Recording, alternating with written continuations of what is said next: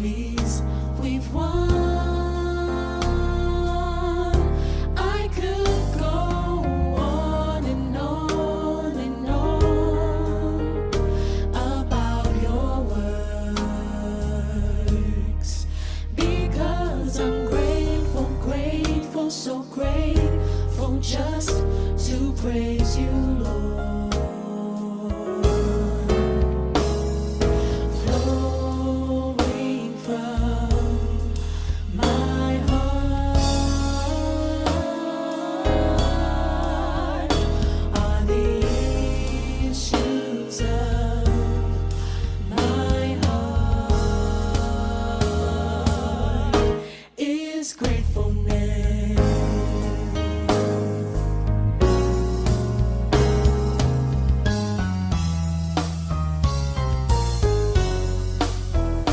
Grateful, grateful, grateful, grateful, grateful, grateful, grateful, grateful, grateful, grateful, grateful, gratefulness is flowing from my heart. Grateful, grateful, grateful, grateful, grateful, grateful, grateful, grateful, grateful, grateful, grateful, gratefulness is flowing from my heart. Grateful, grateful, grateful, grateful, grateful, grateful, grateful, grateful, grateful, grateful, grateful, gratefulness is flowing from my heart. Grateful, grateful, grateful, grateful, grateful, grateful, grateful, grateful, grateful, gratefulness is flowing from my heart, flowing from my heart are the issues of my heart,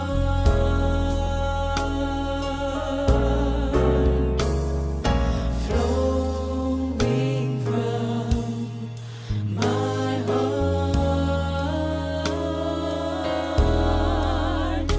are the issues of my heart is gratefulness.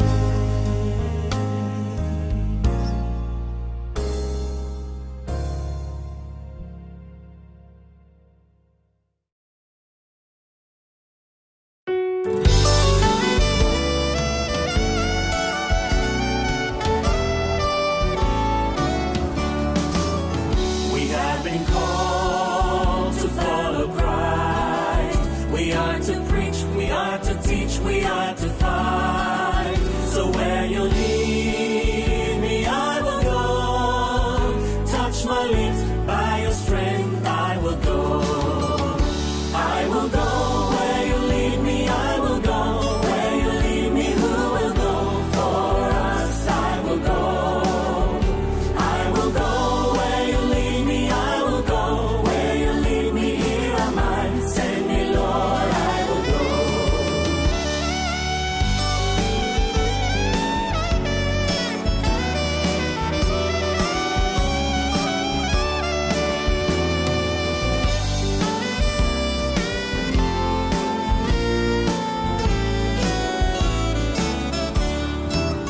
Because my eyes have seen the King, I must tell all the world, worship Him. In all the nations, in all the world, where He sends me, yes, I will go. I will go where you lead me, I will go. Where you lead me, who will go for us? I will go. I will go where you lead me, I will go. Where you lead me, here am I. Send me, Lord, I will go. I will go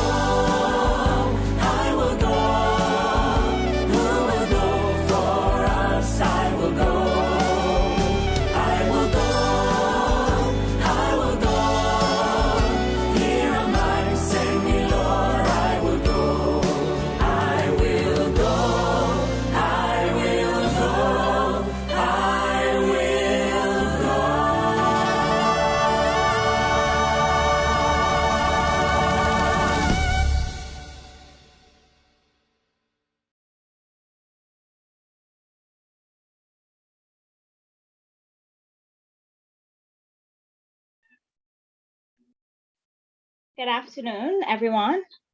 The pleasure is mine this afternoon again to welcome you to our AY program is entitled Enslavement of the Mind. We will now pause for our opening prayer. Almighty and most wonderful Father, we thank you this afternoon once again that we can be in your presence for another AY program. We pray this afternoon program will be done to your name's honor and glory. We thank you for the Sabbath, dear God, and we pray that we will be obedient to your word and that we will learn more about you. In Jesus' precious name with thanksgiving. Amen. We will now have our aim, motto, and pledge. The aim, the Advent message to all the world in my generation.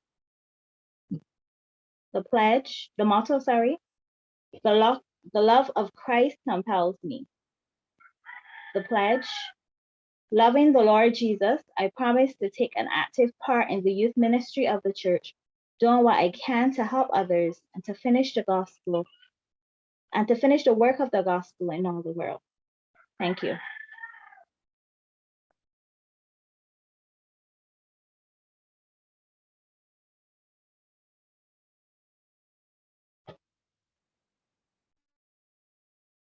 Oh, freedom. Oh, freedom. Oh, freedom over me. And before I be a slave, I'll be buried in my grave and go home to my Lord and be free. Oh, freedom. Oh, freedom. Freedom. Oh, freedom. Oh, freedom over me. Over me. And before I be a slave, I'll be buried in my own grave and go home to my Lord and be free. No more weeping, don't you know? No more weeping. No more weeping over me. And before I be a slave, I'll be buried in my own grave and go home to my Lord and be free. Oh, freedom. Oh, freedom. Oh, freedom. Oh, freedom. Oh, freedom. Oh, freedom over me. And before I be a slave, I'll be buried in my grave and go home to my Lord and be free. And before I be a slave, I'll be buried in my grave. I'm going home to my Lord and be free.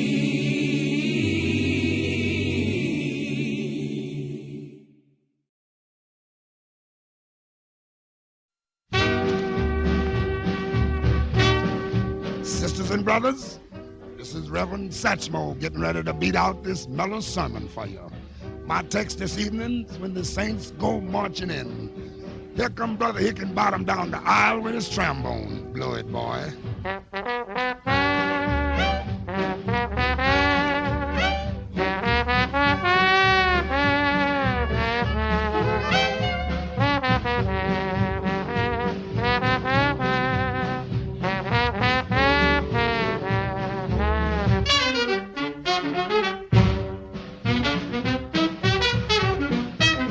Oh, when the saints go marching in, now when the saints go marching in, yes, I want to be in that number when the saints go marching in.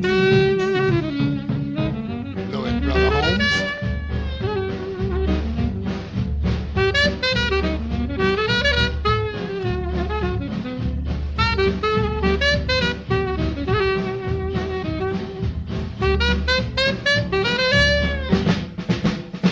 When the saints go marching in, when the saints go marching in, yes, I want to be in that number when the saints go marching in.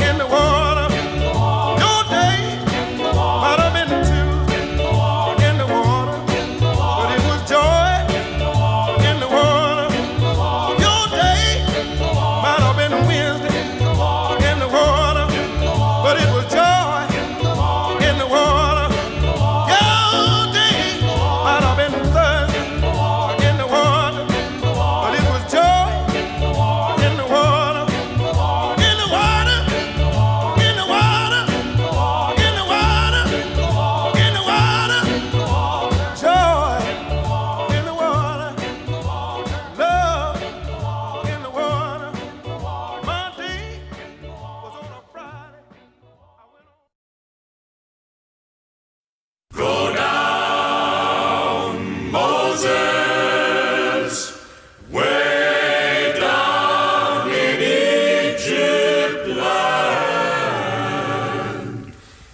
Tell Pharaoh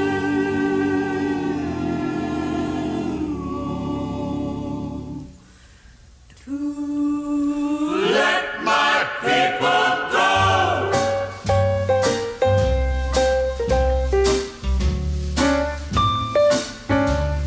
Now when Israel was in Egypt land, Let my people go.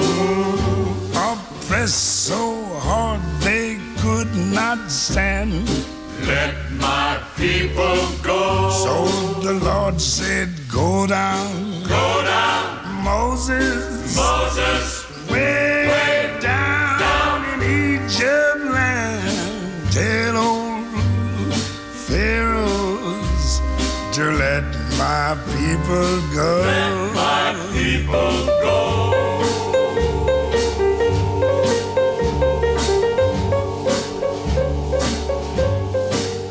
So Moses went to Egypt land. Let my people go. He made old Pharaoh understand. Let my people go. Yes, the Lord said, go down, Go down, Moses, Moses, way down in Egypt land. Tell old Pharaohs to let my people go. let my people go.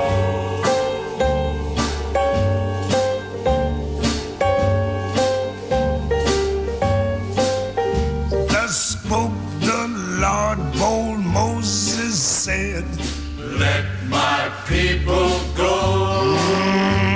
if not, I'll smite your firstborn dead.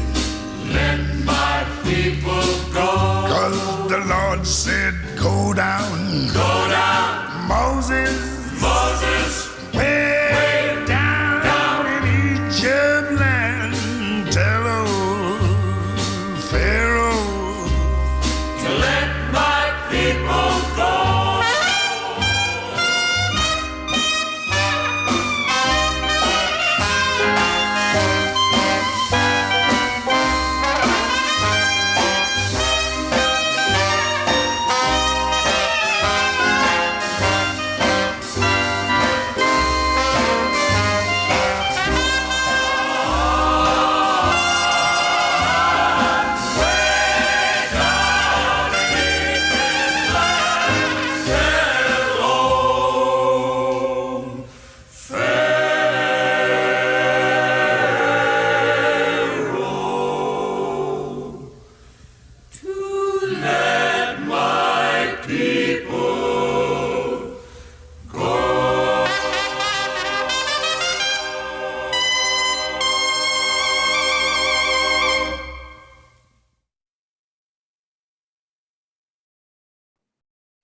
We will now have our devotion.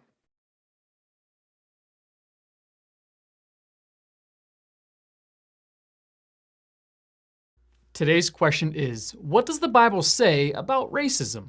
In this video, I'll answer that question from a biblical perspective. Then afterwards, as always, I'll share some helpful resources, so stick around until the end.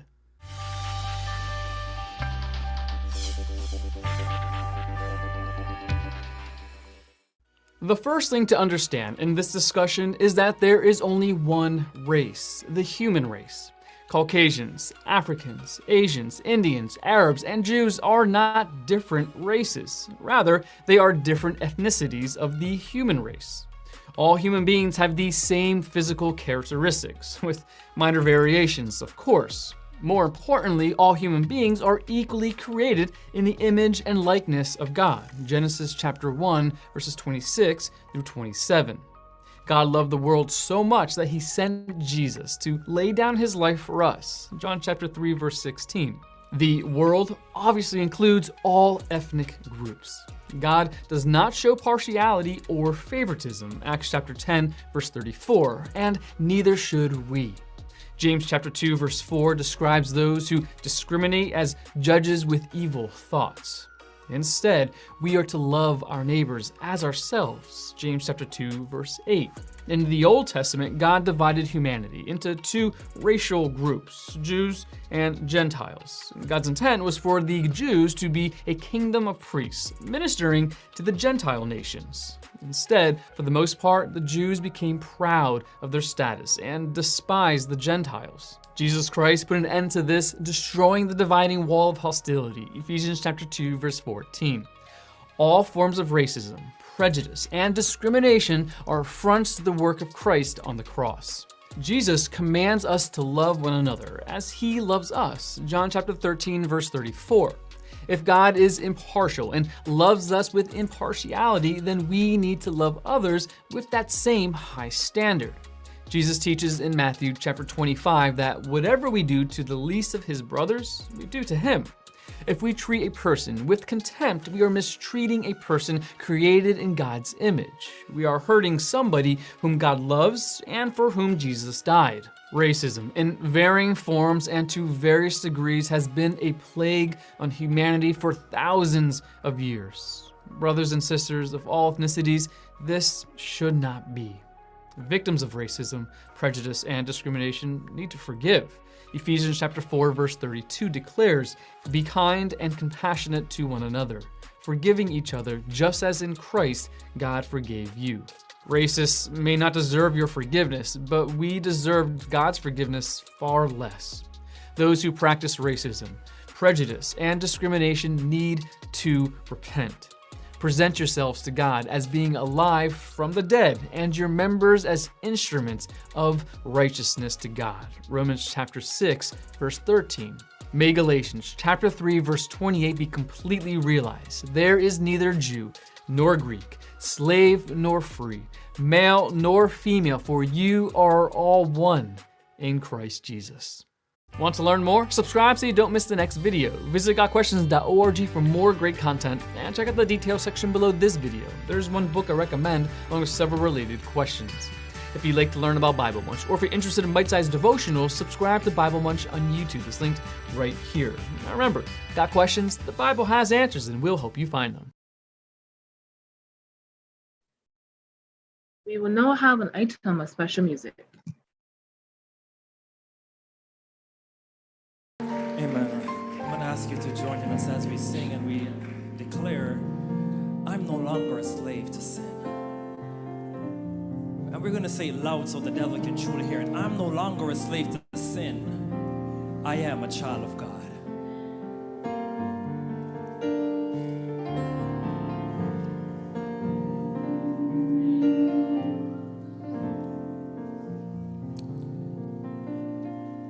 You unravel me with a melody.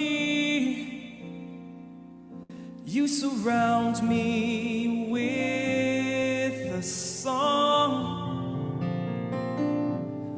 of deliverance from my enemies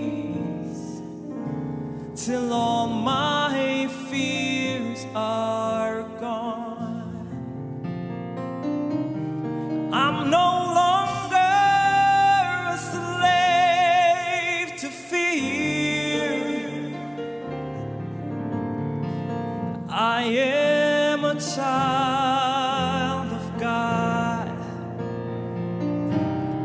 I'm no longer a slave to fear. I am a child of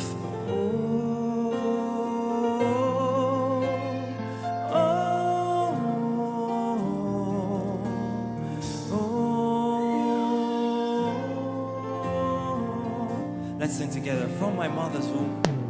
From my mother's womb. You have chosen me. You have chosen me. Love has called my name. And I've been born again. I've been born again. Into your family. Into your family. blood flows. Let's do that one more time. From my mother's womb. From my mother's womb. You have chosen me. You have chosen me.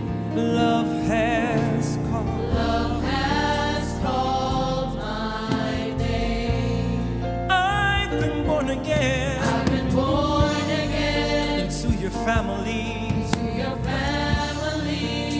Your blood flows. Your blood flows through my veins. Let's declare, I'm no longer a slave to fear. Oh, I am a child of God. Let's declare, I'm no longer a slave to fear. I'm a child. I am a child. Let me hear the congregation say, I'm no longer. The devil doesn't like to hear that. To fear, I am a child. Declare today, I'm no longer.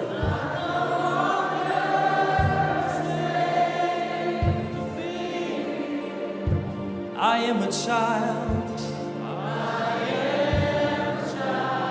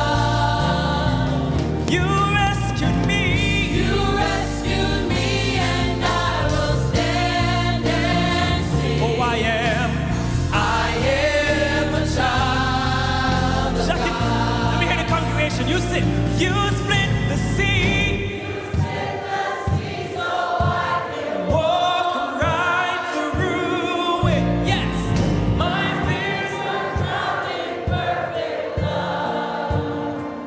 You rescued me. Stand. I am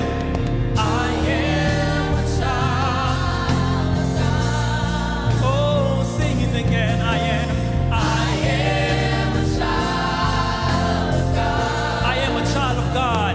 Oh, I am a child of God.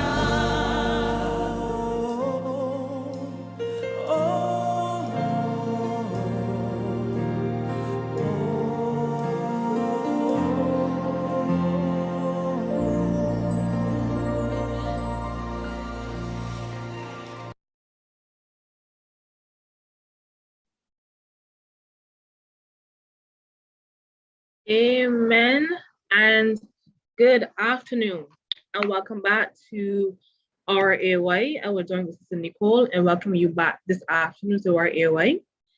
And this is the final installment of our impact of Black enslavement on the Black human and the Black Christian more specifically. So before I continue, I'm going to adjust. Let's get this sorted. Okay, so let's share this first. Share my screen. Okay, fine. Now, here. There we go. Can everyone see my screen? Yes, we can. Okay, good. Brilliant. Yes, as I was saying, this is the final installment of our series on Black enslavement and different parts of the Christian experience. So we will started with Black enslavement and the Christian experience. We will look at family, diet, and today we're going to, I think I forgot any. No, and today we'll be looking at the mind. And even though today is the last installment on this part of the series, later in the third quarter, we're going to be looking at mental health and certain parts of the effect of Black enslavement on the mind. We're going to deal with some of the things in that part of the series. Any questions you may have or anything that you want discussed, you can let us know, and we would delve into it more in that part of our series dealing with mental health. So, welcome again, everybody who is on and who will be on a later time. So, Black enslavement and the mind. I found this, I was doing some research and I came across this particular picture. And I said to myself, this is the epitome of what we are trying to discuss this afternoon. Both the fact that some of us are still enslaved, mentally enslaved based on the things that were done to our ancestors, and in a lot of situations, us in this day and age, and the fact that we want to begin or continue to remove the proverbial shackles that keep us bound mentally. So the first slide is entitled Echoes of Our Struggle. Again, with my research, I came across some notable persons who would have been very outspoken with the struggle that we as Black people, persons of African descent, would have gone through. And I have a couple listed here, and I'll give some background to the quotations. First, it's from a song I think most of us may know, a redemption song penned in 1979 by Bob Marley. Emancipate yourself from mental slavery. None but us can free our mind. And when I delve into the song or the background to the song, I recognize that he wrote this when he had throat cancer. And I think most of us would have known he died subsequently after because of it. But I guess a lot of these things, because he was always outspoken, as we would know in the Caribbean, outspoken to the struggles that Black persons went through and were going through and still going through, all know, because he came from a plantation background. His mother was a Black woman, his father was a white plantation owner, and the stories of however the conception happened are all varied. But the fact remains, he was a product of the plantation system, and he was born into Jamaica, a Caribbean satellite of colonial satellite of England, and all the other institutional boundaries that were placed on him. He was writing from that position, even in 1970s, late 70s, early 80s, where you would think by that time he should have had a different outlook on the way he and his brothers and sisters were treated. But no, even as far as the 80s, and I dare say even as far as 2022, we are still asking this question: how can we emancipate ourselves from mental slavery? Interestingly enough, I always thought that this particular quote was something that he came up with based on his struggle, even though it does not make his presentation of it any less poignant. But it came from a speech in 1938 from Marcus Garvey, who also was a Jamaican-born, I would say civil rights leader. And he said, "We are going to emancipate ourselves from mental slavery because whilst others might free the body, none but ourselves can free the mind. Mind is your only ruler and sovereign. The man who is not able to develop and use his mind is bound to be a slave of other men or man who uses his mind." And I pay special attention to the second part where it says, the man who is not able to develop and use his mind is bound to be a slave of the other man who uses his mind.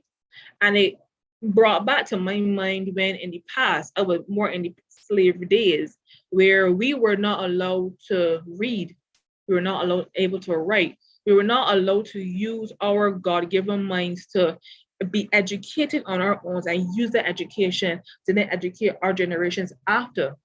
Because it is general knowledge that once a man is educated, and I do not mean just educated in terms of book sense, but educated when you know who you are, you know where you've come from, and you know where you're going, no one can stop you. People can take away your money, your house, your land, but the one thing they cannot take away from you is your education. And that is something that we have been precluded from for such a long time. And we just became republic. And prior to that, we became independent. And I understand that in the transition to independence, we as Black people, tertiary education was not a thing for us unless you had money or you had connections. But Yele Arabaro, he was the one who went forward.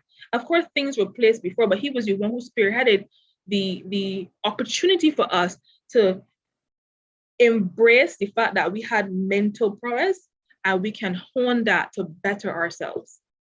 Damian Marley, who is actually the son of Bob Marley, there's a song that I heard years ago, and as I was researching for this, it came to my mind. Sad to see the old slave mill, grinding slow but grinding still. And the imagery in my mind is so, again, poignant, because in our society, people or the powers at be may make it seem as though just because you don't hear the slave mill up at Fairfield or down Buckley's or wherever the plantations were still grinding, the effects that the effects are still lasting, and predominantly on the minds of those who were tortured by, and I know tortured is a rough word, but seeing the effects on our generation over 300 years later, torture is the only word that I can actually use. And then finally, Malcolm X, from a speech of his in 1962, where he would have asked, who taught you, please, who taught you to hate the texture of your hair, the color of your skin, to the extent that you want to bleach yourself like another race? But he said the white man. And we all know, what we know of Malcolm X, and we know of the Black Panthers, and we also know of Martin Luther King, and all these men who would have seen this ill in society and tried to change it. And unfortunately, all these men were killed because of it, because here you are now, some person who is asserting the right to have their own physical and mental autonomy, you're being told you should not want that because you are not good enough. And we will get into the question of being good enough when we look at the study on eugenics. But I use these snippets to show, even though, as Mr. Marley Jr. would have said, the old slave mill is grinding slow, but grinding still, even though the physical manifestations of slavery and the plantation life are no longer here, it is still embedded in the minds, not only of Black people, but also in the way that we're stereotyped by other races. And if you have any comments, any questions, please feel free to say. You can raise your hand, or you could just chime in so I can see, because I can't see the chat. So I think if you raise your hand, I will be able to see. So the question of what have we been taught? And I piggyback this off of the speech from Malcolm X, when he was asking, who taught you to have these thoughts about yourself? And I'm gonna play this short clip to kind of show how early and how embedded these negative stereotypes are in the mind of both Black people and other races. Sorry, and other ethnicities. Okay, let's see. Yes. Which doll is the black doll? And which one is the white doll? Which doll is the pretty doll? Which doll is the nice doll? Which doll is the bad doll? Which doll is the nice doll? Which doll is the bad doll? And why is that doll pretty? Because he's white and he has 2 eyes. Which doll is the ugly doll? Why is that doll ugly? Because he's black. Which doll looks most like you? Like me. Yeah, which one looks like you? And that one.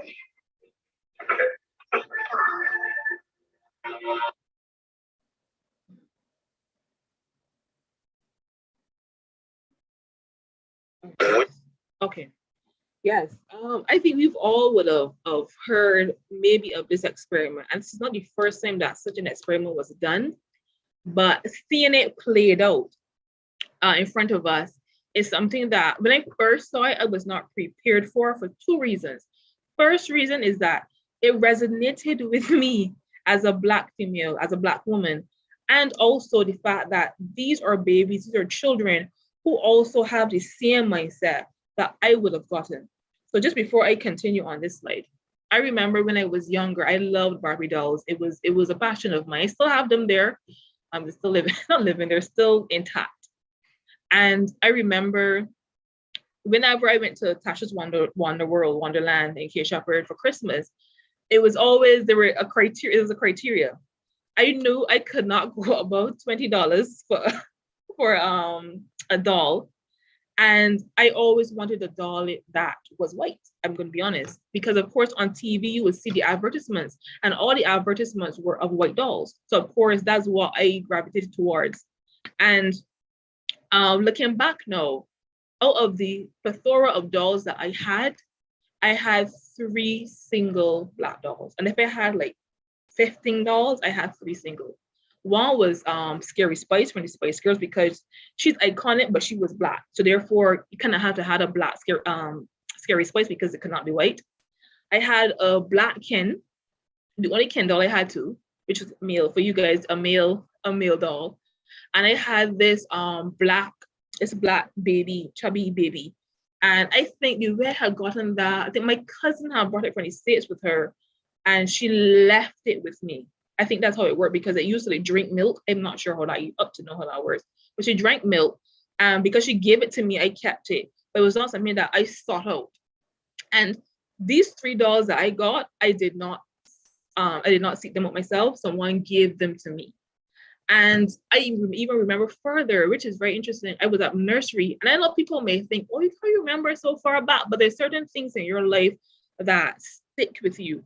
And I remember I was at nursery, and mind you, I went to school at 3 years old, which means I was at nursery before 3 years. So this memory is pre-3-year-old Kara, and I'm 31 now. So you can understand how I guess deep this memory was. I remember it was this girl. She was lighter skinned and she had curly hair. And I remember she had these shoes. The shoes had like the little, I think they are like orthopedic shoes with little balls in the center of the shoe. And I remembered I wanted to be like her so bad, you know, the hair and the skin and everything. And I in my little mind, I understood, okay, I cannot have the hair like her. I cannot have the skin like her. But the closest thing I can get to her is these shoes. And I remembered I wanted them so bad and I didn't know how to ask for them, but my mind, all I ever thought about was the shoes because the shoes was attached to the girl and the girl had these qualities that I wanted. Even though I could not have them, I knew I could have the shoes. And I remembered a little bit older, I was at primary school then, and somebody gave me these shoes and I felt so good. And my mind went straight back to nursery where I was like, yes, I finally got these shoes like the girl. In my mind right now, I cannot remember what her name was, but all I remember is that she had curly hair and lighter skin, and I wanted to be like her so bad. I mean, at that time, and the only thing that I could have had was the shoes. So now, as I got older, and became more educated about ourselves, I realized that no one had to teach me and sit and say, Carol, your dark skin is not good, your hair is not good. It's almost as though I came into this world having this mindset. And I'm not a scientist, and I do not know if that is true or not, but I think what played a very integral part in the way that not only mine, but many of our mindsets was what we would have been fed through the media. For example, I had a Bible. My dad would read to me every night with the Bible, and the Bible only had pictures of white people. So even from the beginning, the idea of morality, like we would have discussed in previous sessions, was a white person. So white person. On television, Cartoon Network, every single cartoon that I loved was a white person. The only black person was Scooby-Doo. And he was not even a person. You could understand, it was hard. I was hard pressed to find some person in the thing that I watched a lot, Cartoon Network, that looked like me. So when I saw persons that imaged the things that I liked, I could only say, but okay, I want to be like that. And everything was against me. And even when I go back to the thing about the doll, every black doll was ugly to me. And be honest. But then as I grew older, I recognized that was a stereotype that was subliminally forced on me. And no, I must be the person to kind of push that off.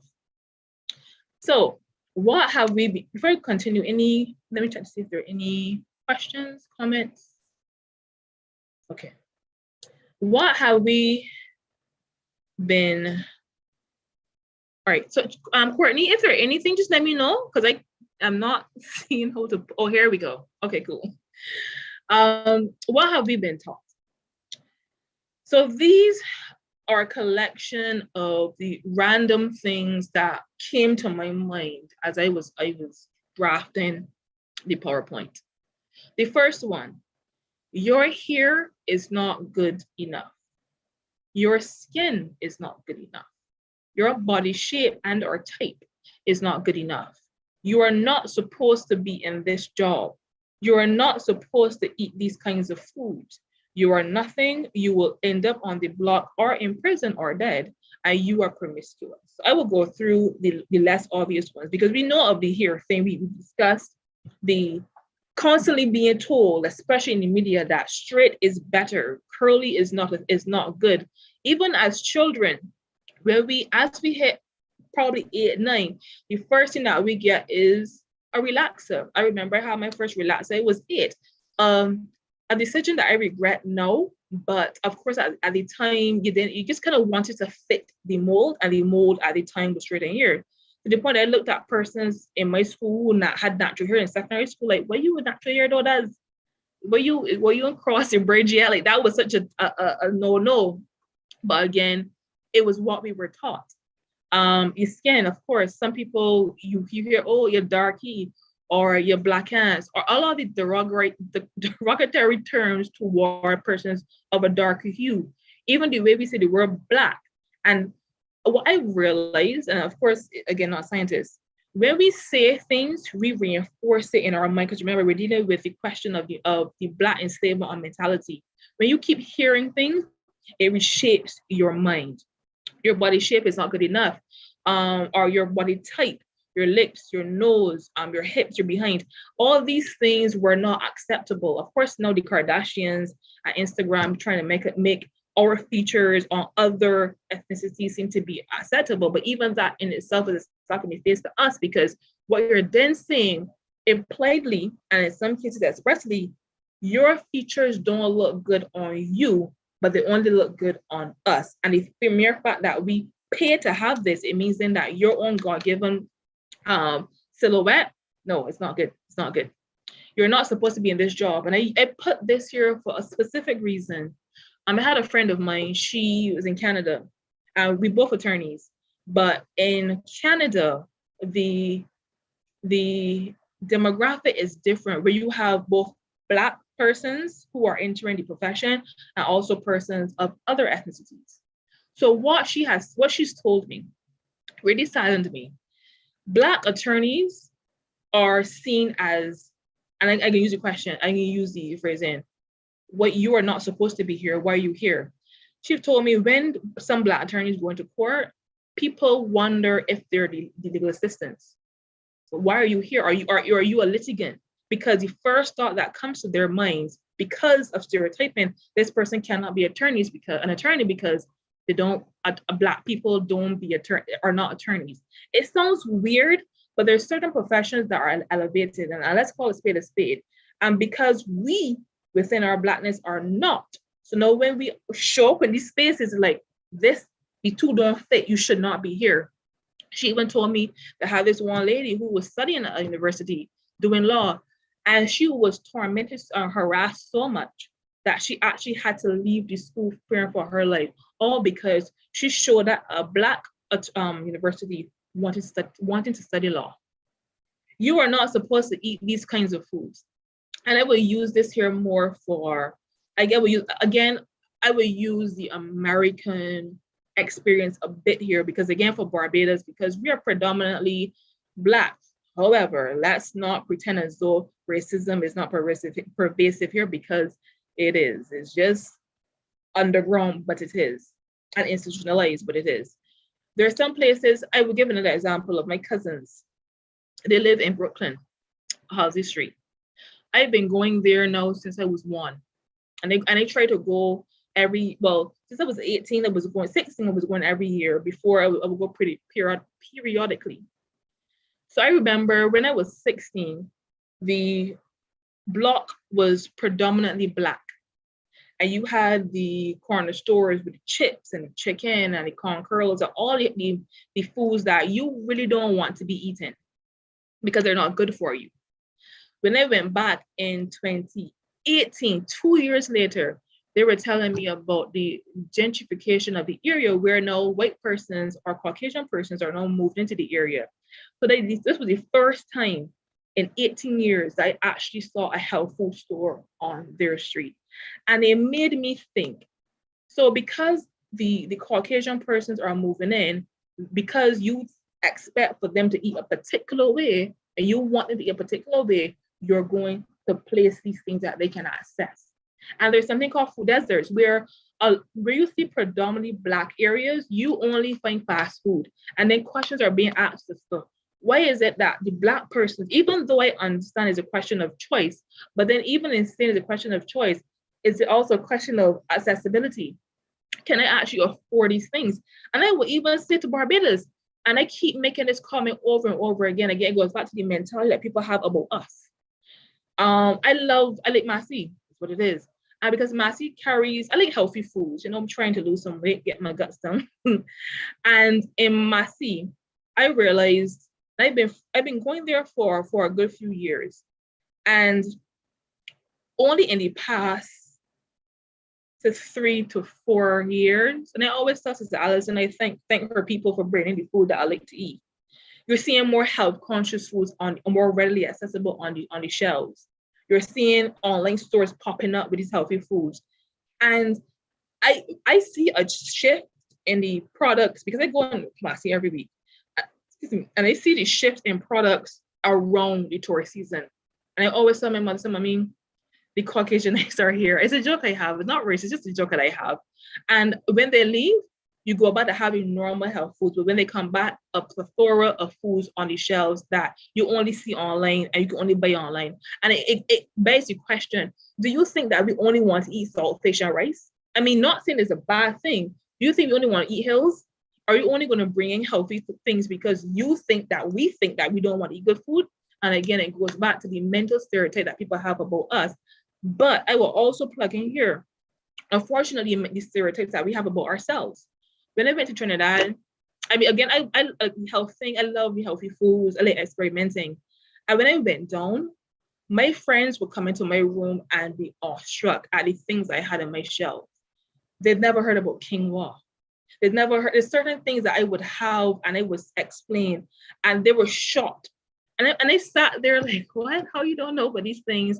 But again, because I eat through, I would say I eat through the internet, in the sense that I go on YouTube, I see what things have in them, and I choose whether I want to eat them. But of course, sometimes it means paying more, again, because the general consensus of the world, and it's not a black and white thing, is that once things are healthy, they're more expensive. That's something I wanted to challenge for years, but eventually I'll find a way to challenge it. But I digress. So it seems as though we are so accustomed to a particular style of eating that it's killing us. That when things are now introduced, we have almost like a mental block. And people are like, oh, was that you eating? But then I said, no, people, we can enjoy these foods too. It's not just for other people, because we have all our bodies work the same way, and we have a right to ensure that our bodies are working optimally. And we can only do that by eating better. You are nothing, you will end up on the block or in prison or dead. And this here is something that I find, especially now, given my profession, I see a lot of Black boys. And it hurts me for a number of reasons, but primarily, most of them I know are younger than I am. And I sit and I wonder, is this a generational cycle that I'm witnessing in front of me? Is it a issue of poor parenting? Or is it a situation where this person just say, you know what, I want to do whatever I want to do? And of course, sitting in a courtroom, I can't ask them and I can't decipher that. But when you read and you hear of these scenarios when they go up, then I recognize these things are generational, because then you hear, oh, well, this happened with my mom and my father. And then when you really condense it, you realize these persons are only acting out based on what they would have seen. And I'm not blaming any person for where they come from, because I do believe once you have drive and tenacity, you can be better. But again, if you are so bogged down mentally by what other people are telling you that you will be nothing, sometimes or most times you fall into the same pattern. There's some of us who are strong enough mentally to come out of it and want to do better, but a lot of us don't have that drive. And to be completely honest, the institution in which we've been born in, and we will discuss that later, does not allow for us to even think that we can be better, because they figure, for example, if I go to the bank, I'm Black, they're not going to give me the loan, they can give somebody else a loan. So if I can't go and start my own business, I have to eat. So the only other thing that's easy is to go and sell weed. And people may say as, yeah, but you could go on. I'm reminded consistently, even though that we all have opportunity for free education, we all do not have the tools with which to grasp certain opportunities. We don't, especially, this is not a political plug, but especially when I was going to school between 2013 to 2016, where I had to pay for, my legal education. And thank God my parents were able to supply the funds for it. But my class dropped in half. And that only goes to show, even though the opportunity is there, unless you have the tools to really seize it, is it really an opportunity? And then you are promiscuous. And I put this here specifically because I find, and I can use the Caribbean as an example, Caribbean diaspora. We think because you see somebody with a lot of children, or somebody who's Black, a lot of children, that, oh, that's how they're going to be because the way that they look. And people may not say it, but you look at the environment and then you kind of paint people with certain pictures. For example, and I'm going to look at both the mental assassination intro race, intro ethnicity and outside. Intro, you see a young lady, and her mother may have had a couple of children, and then you say to her, oh, you're going to be just like your mother, because I show you because she is, where she comes from, but I can show you the difference between her and a different race because she's Black. I am sure if it were, for example, some person who has a lot of children from a different race, let's say, for example, the person from the Indian community, they marry early and they have children. And even though the question of marriage and a marriage is kind of shake off the example, but I will still use it nonetheless. You would never go, or people would never go to the Indian young lady and say, oh, you're gonna be just like your mother with 4 and 5 and 6 children. You would never do that.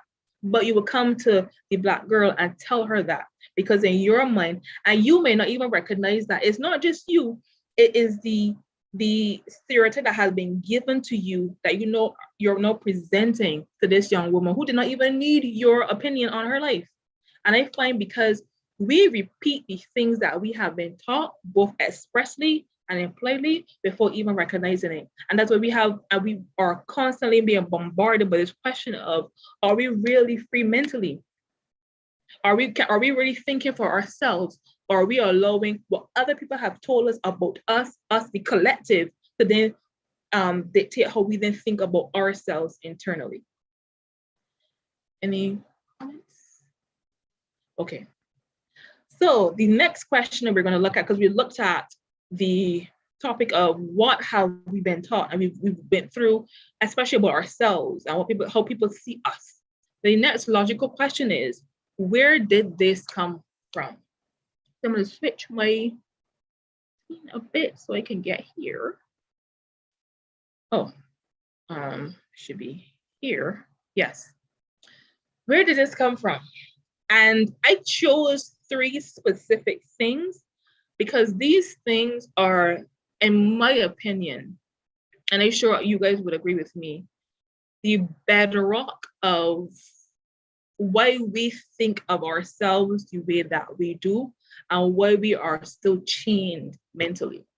So of course, the first one, the grand old colonialism. And each and every one of us here today, and who would ever watch this video going forward, we've all been a product of colonialism. And the short definition is the domination of a people or area by a foreign state or nation. The practice of extending and maintaining a nation's political and economic control over another people or area. So now to kind of curtail it more to the Barbadian Caribbean experience, we was kidnapped, and we were kidnapped from our home, but not just our physical location, but also kidnapped from our identity as African people, wherever we would have been. And the mere fact that I am saying wherever we would have come from is because even myself, I don't even know where my ancestors came from. I know Africa because of course I'm Black, and common sense would dictate that's where it would have possibly come from. But in terms of tribes, I can't tell you that. Nor my mother, nor her mother, nor her mother, nor her mother, or her mother's mother. For us, colonialism has done a lot of disgusting things in the name of economic growth to the Black ethnicity. But of course, because of our topic, but one of the most lasting things, besides the crippling of our economic systems, or the crippling or the disabling, I should say, of our economic systems, because we became into a system where we were always relying on the final product from the quote unquote colonial power, well then colonial power England. We were only allowed to create the raw materials. So when it comes to the disbursement of wealth, it was never with us. As in, it maybe were with the plantation owners, but not with us as the persons working the plantations. But even when we became independent, that crippling still subsists because we didn't have any factories. We didn't understand business because business was never supposed to be carried on here. We were supposed to be agricultural. Things were taken overseas and then sold back to us, which even though it baffles me. When the way in which colonialism would have affected us mentally is making us believe that we are beholden to other people. And I will use 2 scenarios for this. And of course, I will use based on my background. One thing, in the court system, we have something called the Court of Appeal. And the Court of Appeal is that last court. If you do not like your sentence your sentence at the lower court, so it's the lower court, high court, and then our Court of Appeal here in Barbados, and then we have another Court of Appeal, which is I would call it High Court of Appeal. Yeah, so the High Court and then the Court of Appeal.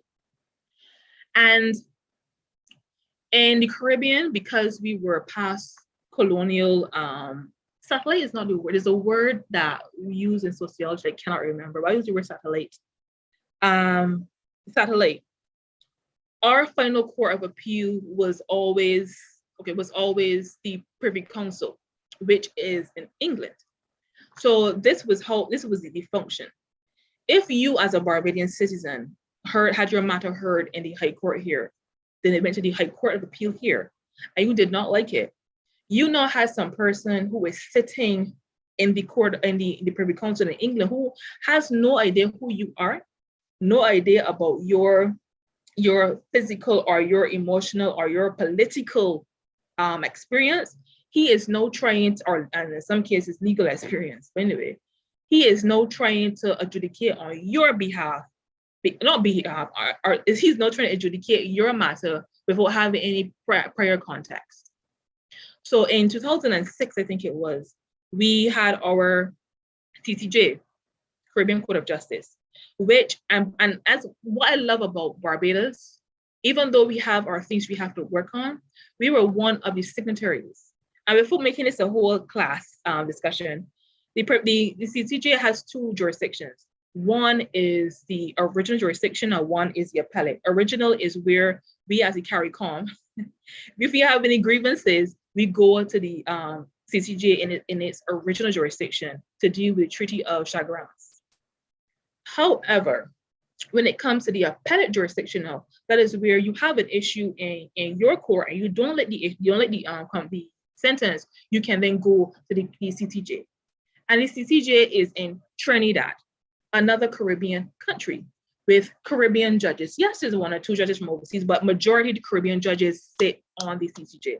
So therefore, these persons have an idea of where you're coming from, your context, because he too was born in your context. To date, I think there are probably, out of the entire Caribbean, there are probably 5 or 6 countries who use the CCJ as their final court of appeal. Everybody else goes to the Privy Council in England. Even England themselves do not use the Privy Council as their court of appeal, use the House of Lords. So I am saying all of this to say, we are so tied to the idea of other people ruling us that even our final court of appeal, we are comfortable within ourselves, because all I can say is comfortability of allowing somebody else to adjudicate on our behalf. So we have our own court here in region that most of us refuse to sign on to. But that's only one example.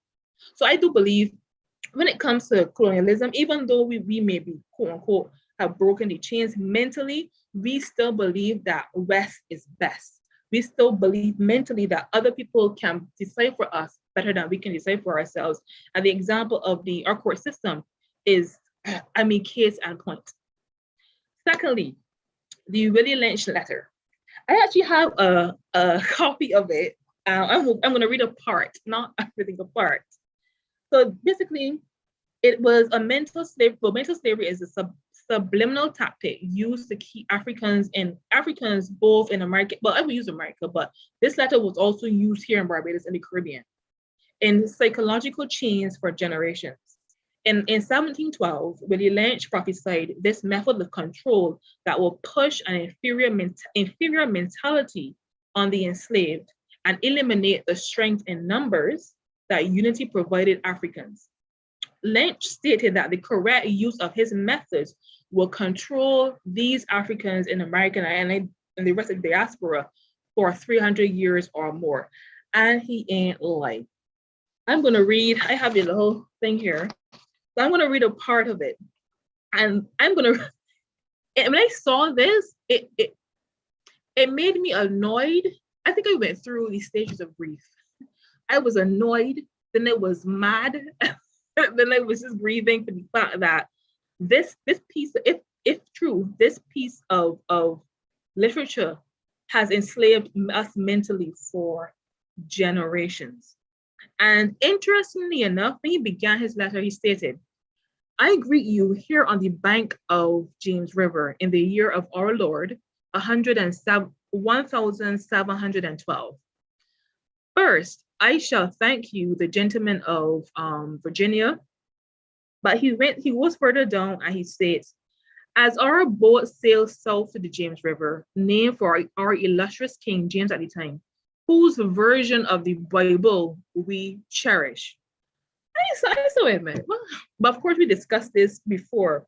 But the mere fact you can boldly stand here and your exhortation, firstly, in this that you're talking about how the Bible you cherish, it makes me question exactly which Bible were you reading. But I will continue. More specifically, there's a part here that he says, he outlined a number of differences among slaves and made their differences big. Okay, let me go up again. Gentlemen, you know that what your problems are. I do not need to elaborate. I am not here to enumerate your problems. I am here to introduce you to a method of solving them. In my bag here, I have a foolproof method of controlling your Black slaves. I guarantee, every one of you that if installed correctly, it will control the slaves for at least 300 years. My method is simple. Any member of your family or your overseer can use it. I have outlined a number of differences among the slaves and make the differences bigger. I use fear, distrust, and envy for control. These methods have worked on my modest plantation in the West Indies, and it will work throughout the South. Take this simple little list of differences and think about them. On the top of my list is age, but it's there only because it starts with the letter A. The second is color or shade. There's intelligence, size, sex, size of plantation, and the status of the plantations, attitude of owners, whether the slave lived in a valley, on a hill, east, west, north, south, how fine hair, coarse hair, or tall or short. Now that you have a list of differences, I shall give you an outline of action. But before that, I should assure you that the distrust is stronger than trust, and envy stronger than adulation, respect, or admiration. The Black slaves, after receiving the indoctrination, should carry on and will become self-refueling and self-generating for hundreds of years and maybe thousands. Do not forget, you must pitch the old Black male versus the young Black male, and the young Black male against the old Black male. You must use dark-skinned slaves versus the light-skinned slaves, and the light-skinned slaves against the dark-skinned slaves. You must use the female against the male and the male against the female. You must also have your white servants and overseers distrust all Blacks. It is necessary that your slaves trust and depend on us. They must love us. They must love, respect, and trust only us. Gentlemen, these kits are your keys to control. Use them, have your wives and your children use them. Never miss an opportunity. If used intensely for 1 year, the slaves themselves remain perpetually distrustful of each other. And then he says, thank you, gentlemen. But it continues on the part about let's make a slave and the cardinal principles for making a Negro, and then breaking the breaking process of an African female. Then I had the N-word marriage, and they continue. But I guess if you want to see it, you can go online to check it out. But I use this letter in the presentation to show that the way that we feel about ourselves mentally is nothing that we came up with on our own. It was something that clearly stemmed straight back from this letter. And I do believe persons before would have thought about it, but he probably was the only person that actually pin it and puts it in a I guess a concise mode of transmission in terms of whatever letter this would have been. And the mere fact that he could say that if you do these things, and I do believe that this letter was inspired by the devil, and I because there's no way that this could be so strategic and could have lasted so long and could have only come up by a mere human. It could not happen. So any person who uses this or the tenets of this letter, I will boldly say, even if you may not believe it, but you are being inspired by the same spirit that inspired him, which would have been the devil. Finally, the Jim Crow laws. The Jim Crow laws, in terms of Barbados, I mean, it spilled over to us eventually, but more specifically, it was rooted in America. But I will show how it hopped and it skipped to the rest of the world. Jim Crow laws were any state or local laws that enforced or legalized racial segregation. These laws lasted almost 100 years, excuse me, from the post-Civil War era until 1968. So with Jim Crow laws, and I have this effigy here. This effigy was one of the sport that was played against us. We were always seen as the idiot, the beggar. And in movies, in books, this was what was portrayed about us. And because the world saw this as the ultimate portrayal of a Black person, mentally, that is what they expect to see always. Just a bit of backstory. In the 60s, that is when the America had their Civil War. And their Civil War was primarily the South wanting to retain their tradition of owning slaves to build economic wealth, where the North, even though I'm not going to sit here and say it was because they wanted to stop that, but because they did not want the power base that the South was having. And there's a lot of literature on it and videos on it that you can go and watch for yourself to see the true reasoning of the American Civil War. Eventually, of course, it became about race. I mean, it became about the North wanting to abolish racism, but did not begin that way. But once the Black man, Black woman was freed, then you had a vacuum creating in society. So here are these people who were not supposed to be people because no law protected us. Laws were made to enslave us and to kill us if we choose to assert our freedoms. So now the question is, how are we going to deal with these persons? And because at that time, even though they were abolitionists, the majority, again, of the psyche toward the Black man was that he did not have a right to exist the same way that we exist. So now we got to put things in place to remind him that even though the Yankees or the Union freed him, he is still less than. Enter the Jim Crow laws. So you have persons, and we would have seen it in the 30s and the 40s and the 50s. The main things that Martin Luther and Malcolm X would have challenged about us not being seen as equal as any other race. We're not being able to use their bathrooms. We're not being able to, even when I think this year or sometime this month was, I think, Emmett Till. I think he would have been 80 years. I think he would have been 80 years this month. And the story of Emmett Till is a very sad one. But the mere fact is sad, it is not a one-off situation. We have persons, I'm gonna get back to him. We have the song Strange Fruit, I think sung by Billie Holiday, where you had mass lynchings of Black people for the simplest infractions, and even in some cases, lies being told because of, again, the demonic spirit. With Emmett Till, he was charged with whistling a white woman, which he did not do. He was what, I think 15 or 14, but he was a child. And they beat this boy beyond recognition. But the thing is, what his mother did that I really applauded her for, even though he was beat, bruised, and it was a mess, she left the casket open to show the world, this is what your brand of racism does to a child. But unfortunately, things would have happened even after him. I would say as late as George Floyd, and all the persons around that era, which was only last year and even this year too, that we may not have known of the headlines as yet, but are still happening.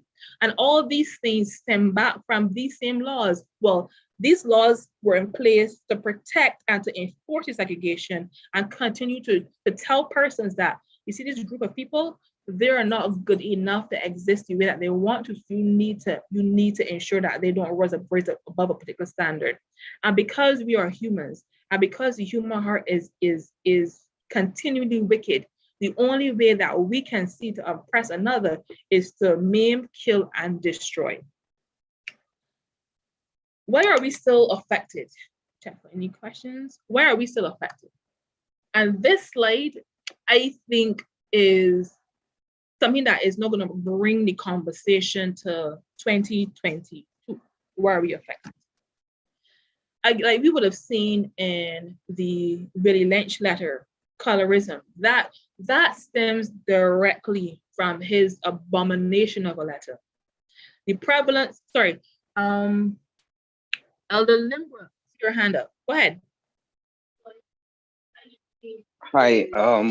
I just want to make a point quickly, Kara. I want to reinforce the point you made about Willie Lynch. Right. I just want to bring some context to Willie Lynch. Willie Lynch apparently was from the Caribbean, and Willie Lynch, and I think this has to do in part with the Barbados South Carolina link as well, and that's why we have to be careful how we celebrate some of these things. Sometimes we are proud to say that there has been a link between Barbados and South Carolina from slavery. Part of that link has to do, to my understanding, with the proposal by Willie Lynch. Now, Willie Lynch visited the United States and realized that the Americans were killing their slaves sometimes for nothing. And he was saying to them, look, a slave is an investment. You do not need to treat your investment that way. You have to get as much out of your slave as possible. And so this is a proposal as to how to keep your slave obedient and subdued. And that's why he saw that going the mental route, and doing the things that you suggested, pitting male against male, mulatto against black and stuff like that. And it really worked. And if you look at it really well, this is something that still happens today. So the residual effect will probably last forever. I am not sure if we will ever overcome this, because it was a master plan that was implemented by Willie Lynch. The other point I want to make, no, I don't think you got to that yet, but probably when you get there, I will make a point on that. But I just want to make that point. Okay, thank you. And it's unfortunate that Barbados is being named in this abomination of a letter, but it's history. You can't get away from history. So thank you, Ella Limber, for adding to the discussion. Let me check for any other. Okay, so why are we still here? So we kind of painted a picture. We've looked at some of the echoes from the past with Bob Marley and Marcus Garvey and Malcolm X, and then the Jamie Marley. Then we went on to see the things that we've been taught and the mechanisms on how we were taught. And of course, all these things were embedded in the past somewhat. So one may ask the question, of course we know better, but in case somebody asks the question, are these things still happening today? And I would say without any apology, yes, yes, yes, and yes. So I have a couple of things here that we're going to go through. First thing, colorism, and as Elder Limber would have iterated, Willie Lynch, foundation for this type of systemic racism. The prevalence of bleaching, the dark skin, team light skin, and the correlation of pretty to Eurocentric. In the Caribbean, especially in Jamaica, well, we say Jamaica because they're more on the in-your-face stage, on world stage somewhat. But here in Barbados too, I see the bleaching, and it saddens me because it makes me question, what is it about you that you want to change so much that you strip away your melanin, the thing that makes you different? And I was watching a documentary from Jamaica, and the lady said, or both a man and a woman said, without apology, we do not get through with jobs. We do not get through in life as well, mostly jobs, or we are not chosen as a partner because we are dark. So what we do, we bleach our skin. When we bleach our skin, then we get the things that we want in life. There's a popular DJ, he's in prison now, Mr. DJ Palmer Cartel, Vice Cartel, for those who may not know him. And he's part of this, he's Jamaican. He's in prison now for murder, but that's beside the point. But I do believe, for my generation, really spearheaded the concept of the coloring book. Mr. Coloring, he's tattooed, but because he's bleached his skin, you're seeing the tattoos more prominently. And his songs are very infectious, and he is what you would call an influencer in the truest sense of the word because of his music and the way his words are penned. And he had a song called Cake Soul. And the song praised the concept of bleaching. Go ahead, Elder Lambert, you have a comment? Yeah, you can hear me? Yes. Yes, go ahead. Yeah, great. Yeah, I'm glad you're on the point with colorism. Now, you know, it really hurts me, and I want to challenge all the mothers at church, our church, who would have given birth to babies, and ask them when that baby was born, what color you wanted to see that baby. Did you want to see a very dark-skinned baby, or did you want to see a very fair baby? In the minds of most people that I know here in Barbados, around me, they want fair-looking children. Nobody wants a black child. And the fairer your child is, the more privileged you think that child will be, the better looking that child will be, the more acceptable that child would be. That's something in our psyche that is hard to get rid of. Even when we are making a slight joke about each other, sometimes we say, don't mind, you're black, this or that. You're naughty here, this or that. So we find it so easy to make derogatory statements about the way we look, about our race, and things like that. But the closer a person is to white or Indian or any other race, we like them more. And sometimes we behave as though we are the protectors of the white race. So if somebody behaves white, that you don't think is white, you want to pull that person down and say he or she think he is white, but he is not white. We like to determine who is white and who is not. And look what happens when we pull that person out of the white race and say you don't belong there. We pull them down the black race and say as though we are a big dump heap, and say, look, come down here with the rest of we. This is where you belong. So we even see ourselves as agents for protecting the white race, and it is really, really sad. Yeah. I am glad to see that there is a move these days where young women are using more ethnic hairstyles and forgetting the straightened hair. I am so glad that nobody at church has begun to fret and to keep noise about it. Because I think black women wearing their hair in a natural hairstyle is really, really a good thing. We have one of the things, and I'm going to shut up now, but one of the things that we have to do is to those black persons who are prominent in society, they have to take the bull by the horn. They have to start embracing blackness. And the more those people at the top embrace blackness, you find that persons at the bottom will tend to follow and catch on and stuff like that. But we need the persons at the top to really embrace it. And before, the persons at the top saw themselves more Eurocentric and embrace Eurocentrism more so than African and Black and Caribbean culture and stuff like that. But I'll stop there and let you carry on. No problem.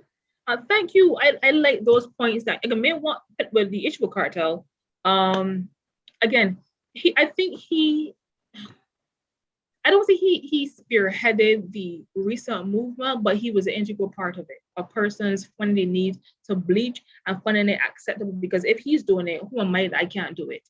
I won't go for that, but I have a very close family relative of mine who has done it, and I'm just baffled by the comfortability of you doing that and walking around thinking that it's okay. But to your point about being the gatekeeper of the white race, it's true. You're on point.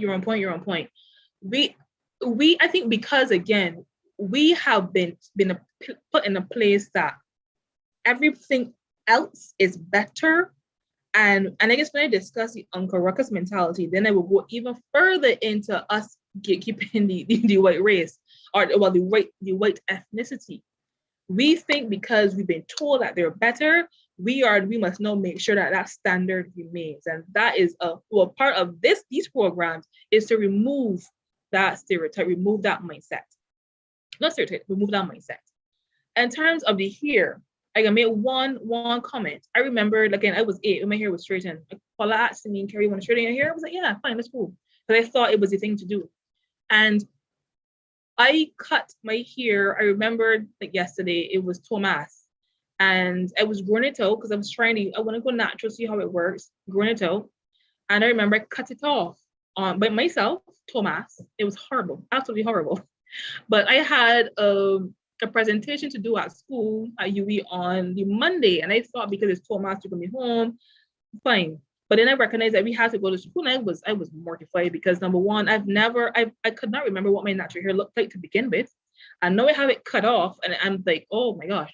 So I went to school, people were watching me like, why she had looked so. But the point remains, I'm trying to make here. I did not know what my hair looked like. And that's what, 12 years? My hair was straightened longer than it was not. And I did not know. So when I grew up, I was literally fascinated. And I said to myself as I got older, the mere fact that I was fascinated about the way that my hair looked it saddened me, because it's then saying that there's a part of me I didn't even know existed.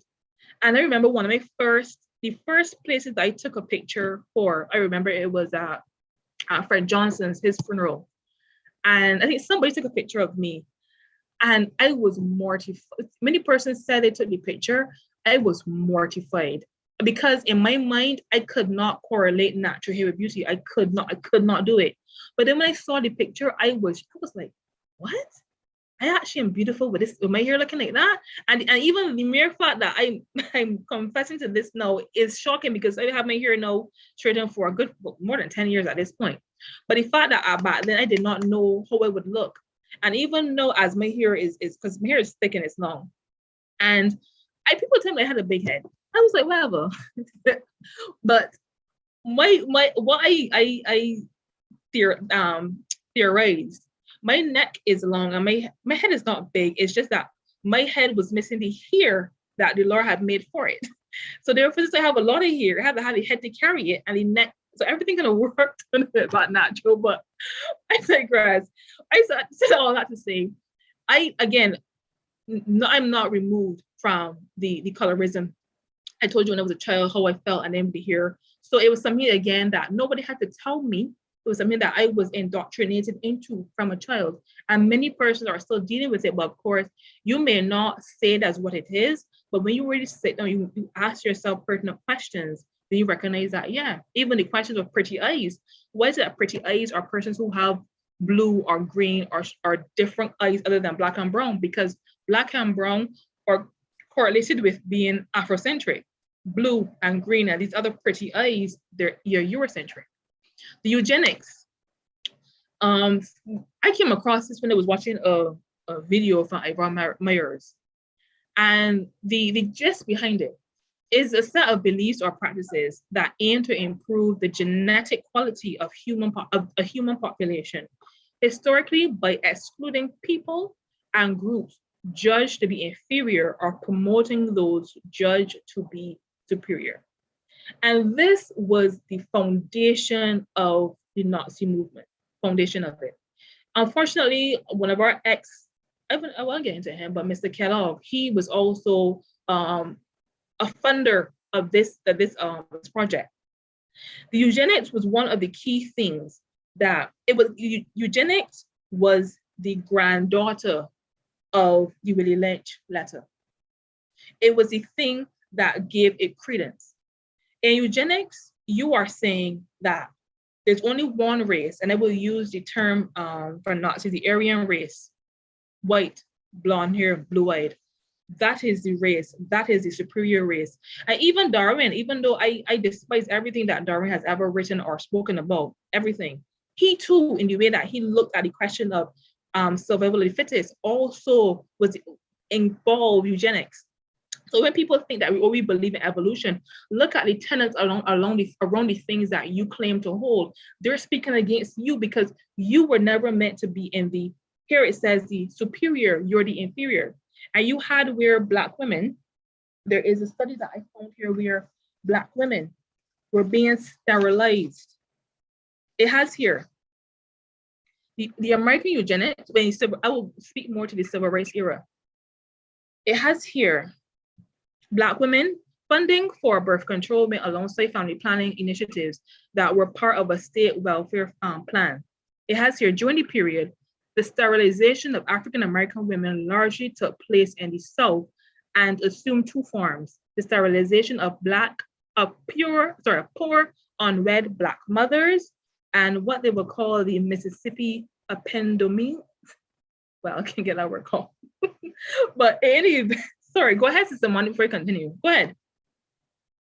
Yes, good afternoon, everyone. Actually, Hi. was watching on YouTube, but I just had to come in onto Zoom.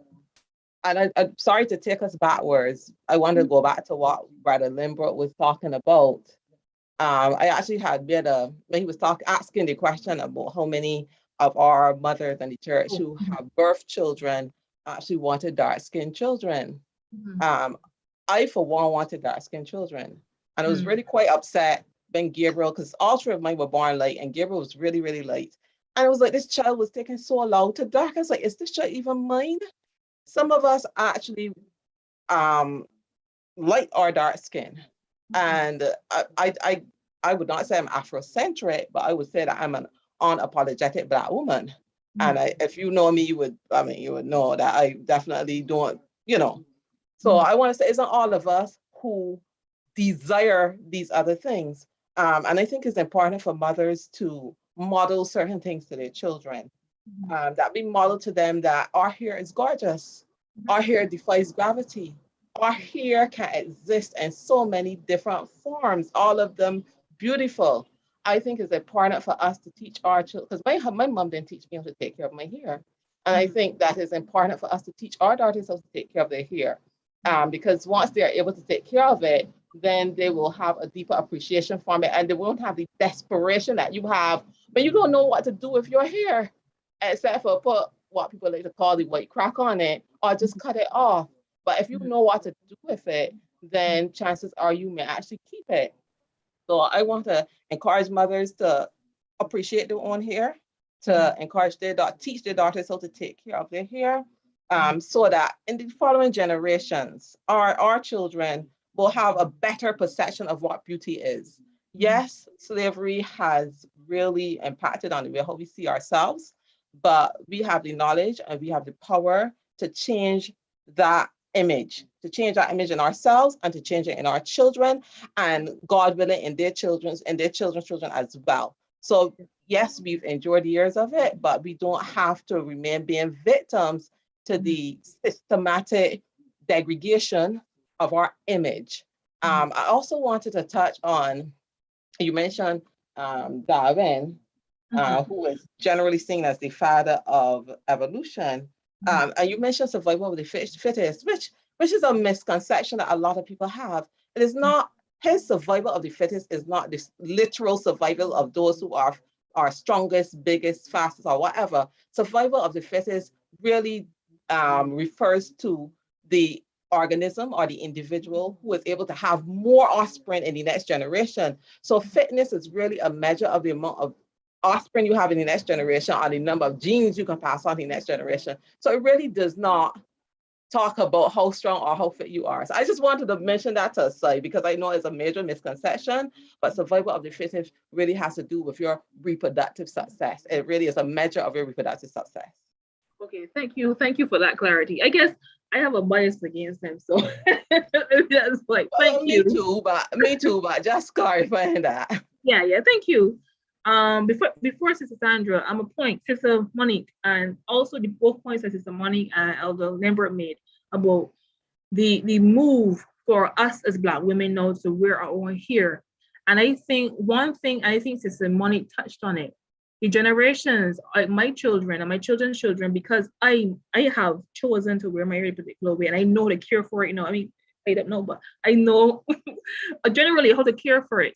And Sister Money and other women in the church and in the world right now who are moving back toward the natural hair, I think the conversation or the comfortability with wearing natural hair is not going to be as far-fetched, because our mothers may not have known it, because again, they would come off the back end of straightening hair is better. But no, we've had this fast movement for over 10 years now, and I do believe that going forward is going to continue, and it's going to be an easier transition and more comfortable transition for us who want to wear our hair a particular way. Sister Sandra, go ahead. Yes, good evening, everyone. Good evening. I wanted to start out all the comments so far. Just one thing, I agree with Limbrook about how Monica about Black women are now embracing how to are learning how to embrace their own hair and take care of it. Because I remember as a child, you put your hair in corkscrews, and now it has all kinds of fancy names, Bantu knots, Chinese bumps, and everything like that. But you only corkscrew was only a hairstyle for where you wash your hair, take care of it, and you did it at home, and you wouldn't leave the home house with your hair corkscrews to go to work or anything like that. But now it's a style that people wear everywhere. And also, actually, people used to have to press their hair and so on, because as they say, our hair defies gravity, and it's also, the black hair is very, as people used to say, very difficult to take care of. And it also is very brittle, because a lot of the times, not brittle, delicate in terms of that it's easy to break, like when you lie on your pillow and so on. Because actually we should be wearing, like they say, you have to have like a satin pillow and so on. That's why a lot of people put their hair in wear a bonnet, say at night before you go to bed, which is all part of what the Monique was saying. That is all part of learning how to take care of your own hair.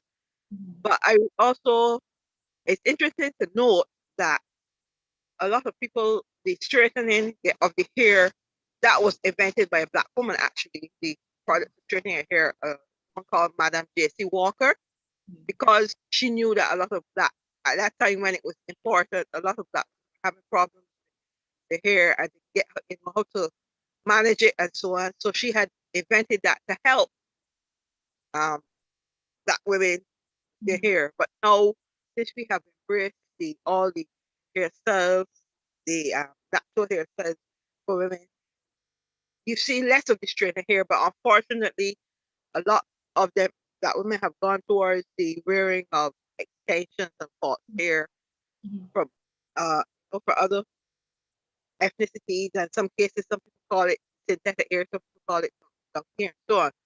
And another point I want to make is I know Elder Limbrook, he meant well, but he made a comment about pulling down to our level, whereas it should be over, because down connotes inferiority. You know that he's right. I know he didn't mean it that way, but to say I noticed that. Okay, that's my contribution. Thank you. I get your point. And I agree with you. I guess even when we make comments, again, it goes back to how our minds have been crafted. Even though we know what we want to say, but because we're so accustomed with this type of phraseology, we use it even when we don't mean to. Sister Nicole, you had a comment, question? Yes, please.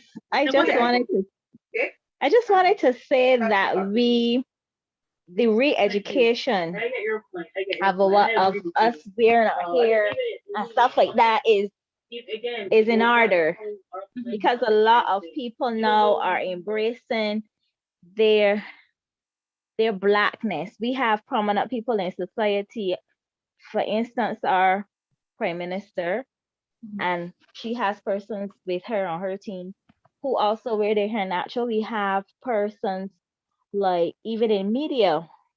So once it's projected, people re-educate themselves. A lot of people are embracing their Black hair. I, in the profession of doing hair, have seen the transition. We're talking about 10 years. It has even started earlier than that. And because not only that, because people realize too, that a lot of products are transitioning from the harsh shampoos and stuff like that that persons would have used before. They're into the more natural stuff, or even people are so diverse that they can make their own homemade remedies thanks to YouTube. To use these things on their hair to make it more manageable. And I think that's where the education needed to be.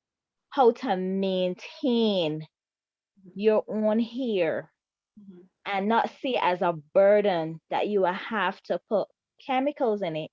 And Sister Sandra said breaking of the black hair, I differ when she says that, because black hair is very resilient. It can be transitioned to all the many chemicals that were put for it to transition. You could have straight hair, curly hair, pressed hair, and then you can cut off the hair. You can have it bald. Black hair can do all of that. And we realize now that we have a difference in that regard, because the type of strands and the way how the protein makeup of it is so very different. So now people are embracing now. This younger generation probably embracing natural hair more than we are, Kara. I'm telling you, the younger generation embracing natural hair, which is good. So there's an identity where that is concerned. But the hair is one aspect of it, but the mind now, because it doesn't start right here. It's starting in your head, yeah. But the transition is still very much deep rooted in how we see ourselves. Our hair can change, but then we have to condition our mind so that this generation would have the knowledge of passing it on to the next generation, not about a hair change, but by a mind change. I don't know if you've ever watched the picture of Bug's Life. Yeah.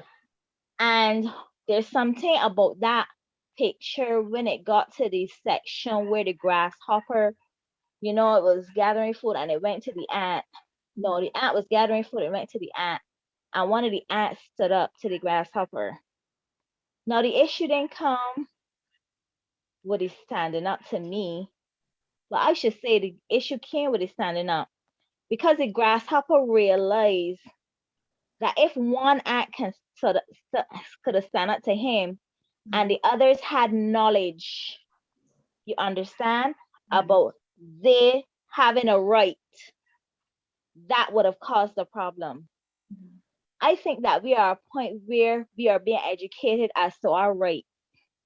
And once our rights are being unlocked for the other generations to follow, it's not going to be an easy task for others, because mental slavery, I saw when you was giving the presentation, it wasn't just one thing, it was a systematic thing. It was a collection of many things that help keep us suppressed. And to this day, we are now in the, generations before have started to unlock it, but there's still many more things that we have to learn. Probably till Jesus come, he's going to make it right. And the knowledge is there for us, but are we embracing it?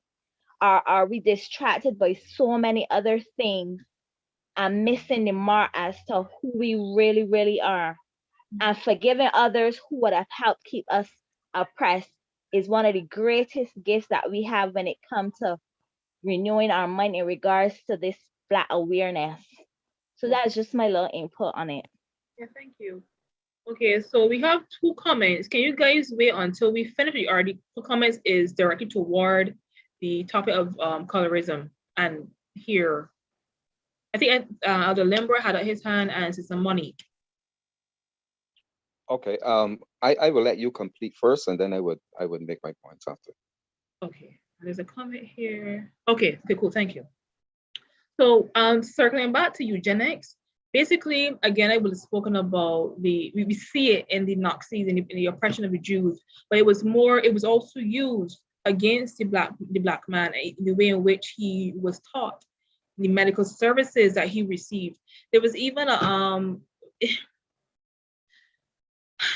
this area, the medical study of gynecology, was pretty much developed. I don't want to sound crass, but I would say in the lapse, the lapse of Black women without anesthetic, because it was believed that because we were inferior, we could not feel pain. So whenever even thinking of it now,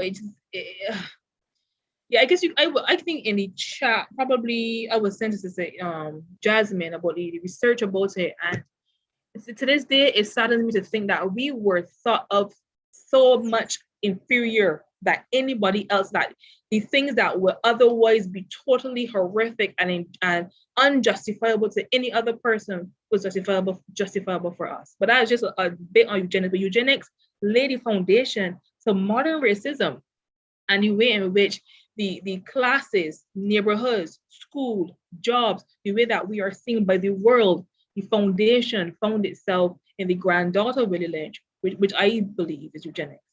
The Uncle Ruckus mentality. And instead of my screen, I have Uncle Ruckus. I'm not sure how many of you know Boondocks, but that's Uncle Ruckus. There was also Samuel L. Jackson in Django. I'm not sure if you watched Django, but I peeked at it. And there was also Uncle Ruckus. Uncle Ruckus is what you would term the house Negro. There is a disparity between the house Negro and, well, there was, and there still is, the house Negro and the field Negro. Those who look phonetically like me would have been in the field because you're darker, again, Willie Lynch. And those who were lighter were in the house. You were closer to the master. So therefore, because you were closer to the master and the things instituted under what I call the Lynch system, and Lynch, tongue in cheek because of the lynching, but anyway, the Lynch system pretty much said that you are now creating the mentality of Black people that because of the way that you look, you and things that you do, you are separated. You can never come together. And we've seen it again and again and again, especially in the way that we relate to ourselves, especially on a question of color. But to go even to divert a bit from the purely Uncle Ruckus mentality, there's also the mentality, I just spring off of him, where when a Black person sees another Black person getting through, there's envy.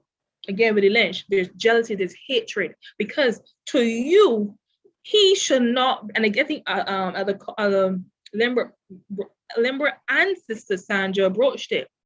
You cannot be going up there because up there don't belong to you, up there don't belong to us, it belongs to everybody else. So when I see you doing that, who you feel you is, you uppity. And people may not come and say it to your face, but the spirit is there. Even I remember there is a quote, I never quite understood it. You could hide and buy land, but you can't work it. And I said to myself, even though they probably had different connotations, and I know what it means generally for any Bayesianism, but when you really deconstruct it, what it's basically saying is that, oh, you can buy land, you don't want me to know. And the mere fact that you don't want me to know means that you think you have it's an issue that I'm going to have. But it's right, I do have an issue with it because I'm calling you out on it. And there's so many different instances where we have the Black race consistently with, again, mentality. I call it a Negro mentality, where we believe that the other man should never get through. Therefore, other Black man should never get through. So therefore, the question of us working together will never come on the table. However, when we observe other ethnicities, I see the way that they pull together because they understand the collective.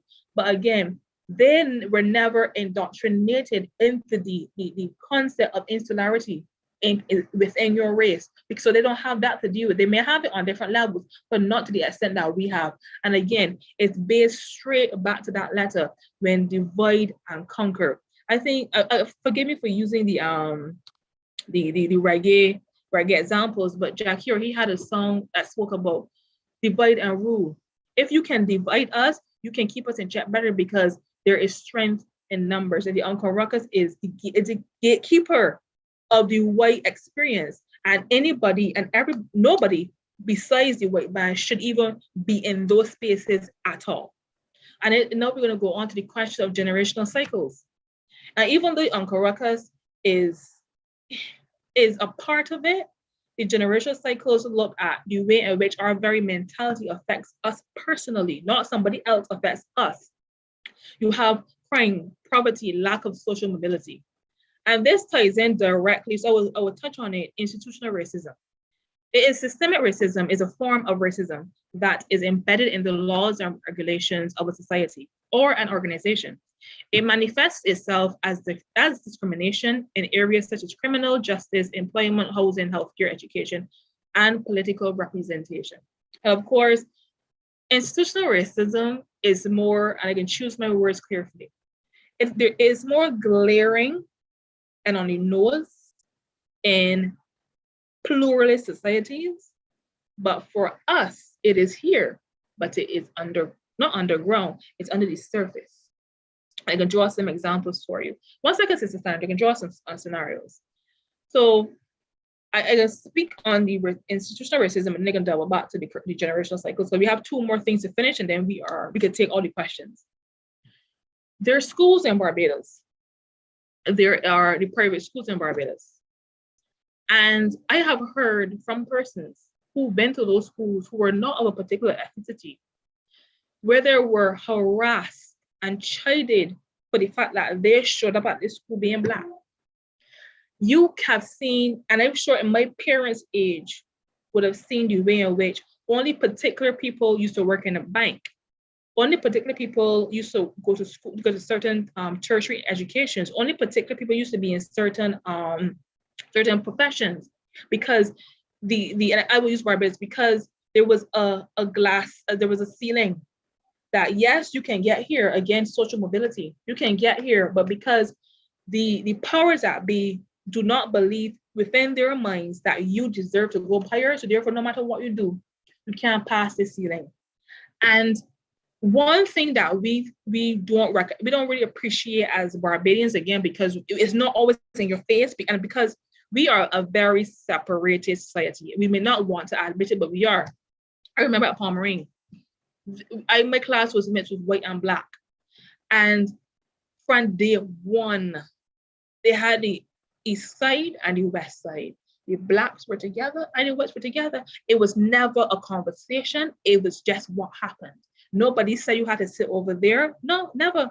And that only goes to show that this thing is in our society in Barbados. We understand that the whites go together and the Blacks go together. They only intermingle for certain things, but outside of those certain specific poignant things, they ain't coming together. So when it comes now for us to see it, we don't, because we're not in the space where we are afforded that racism head on, unless we have to be there with other ethnicities. But if we're not going to see it. But in the States, they can't afford that because they have to. There are lots of them, different ethnicities. So they mingle. So you see it more, and you see it in the justice system primarily because we see it on television. You would see a Black man who had weed, and he would get 50, 40, 60 years, 40, 50, 60 years in prison for weed. And you would see a mother who killed her child, and the evidence, a white woman who killed her, yes, a white woman who killed her child, and the evidence is there, and she only get 5 or 10 years, or in some cases she get off. And then in some cases, and a lot, especially with the question about being erroneously convicted. And I think last month, there was a man who spent 40 years in prison, a Black man. And the evidence, when they searched the evidence, nothing pointed to him. Well, because he was Black, they wanted some person to put in prison, and the best person was a Black man. So so in every area of, and I'm going to use America because, again, like I said, they're pluralists.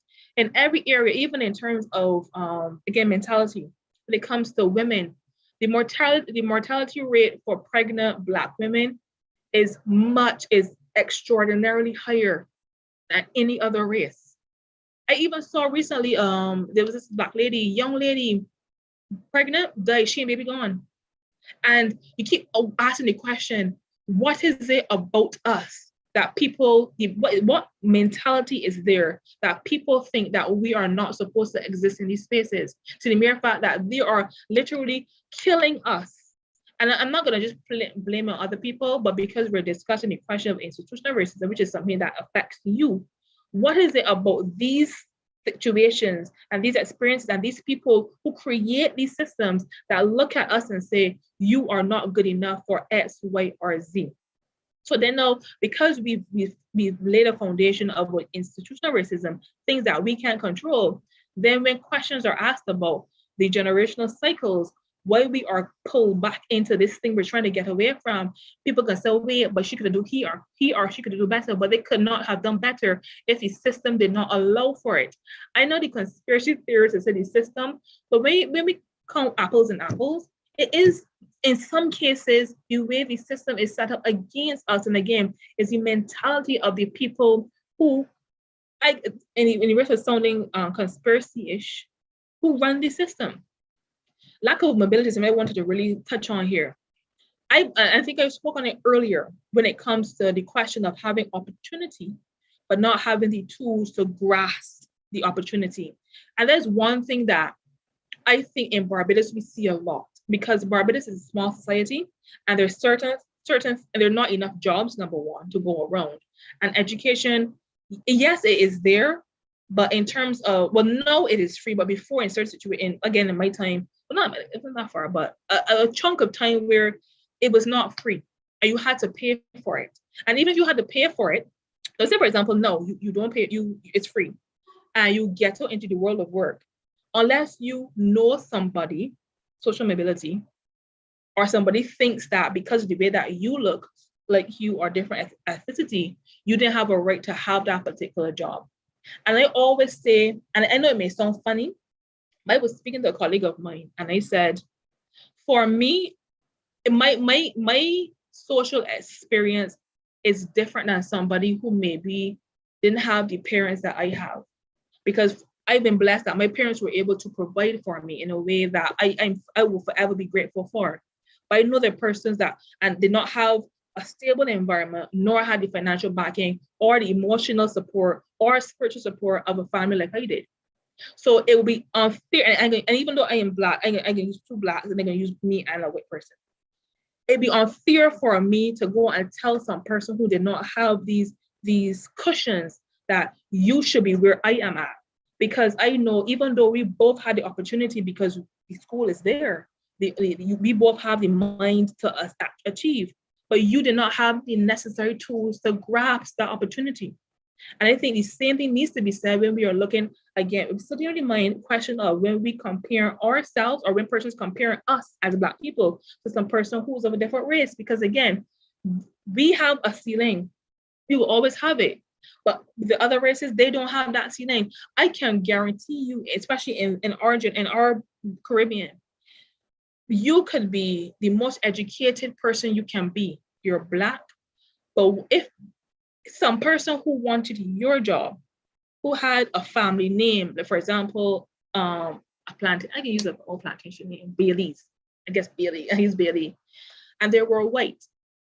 I'm not going to say they had no education, but they were not as qualified as you are, because again, the pervasive mentality, that person is going to get a job before you do, and no questions asked, and it happens over and over again because this is the ceiling, ceiling.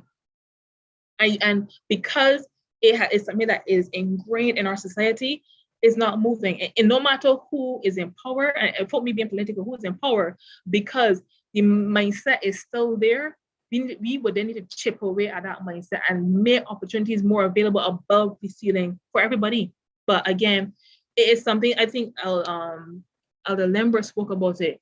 This is something that has been happening for years, a mindset that has been embedded for years. So just speaking about it and hoping and wishing for it's not going to change is actually a exercise of mental compartmentalization. See how you feel about yourself, and I mean each and every person, and then be able to call out this, I feel this way because I was told that.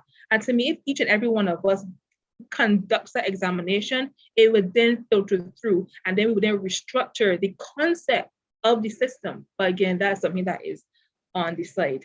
And just 2 points, Sister Sandra. I want to kind of finish up the why we are still affected. Depression and despondency and pervasive negative stereotyping in Black people. These two things, I think, go hand in hand. And I came across a working paper from the International Journal of Social Psychiatry. And it says here, racism is not just an added stress to individuals of minority ethnic groups, but a pathogen which generates depression. In analyzing this within a social model of depression, infecting a few ways in which racism subtly and not so subtly affects self-esteem and causes loss of psychological sense and promotes a sense of helplessness.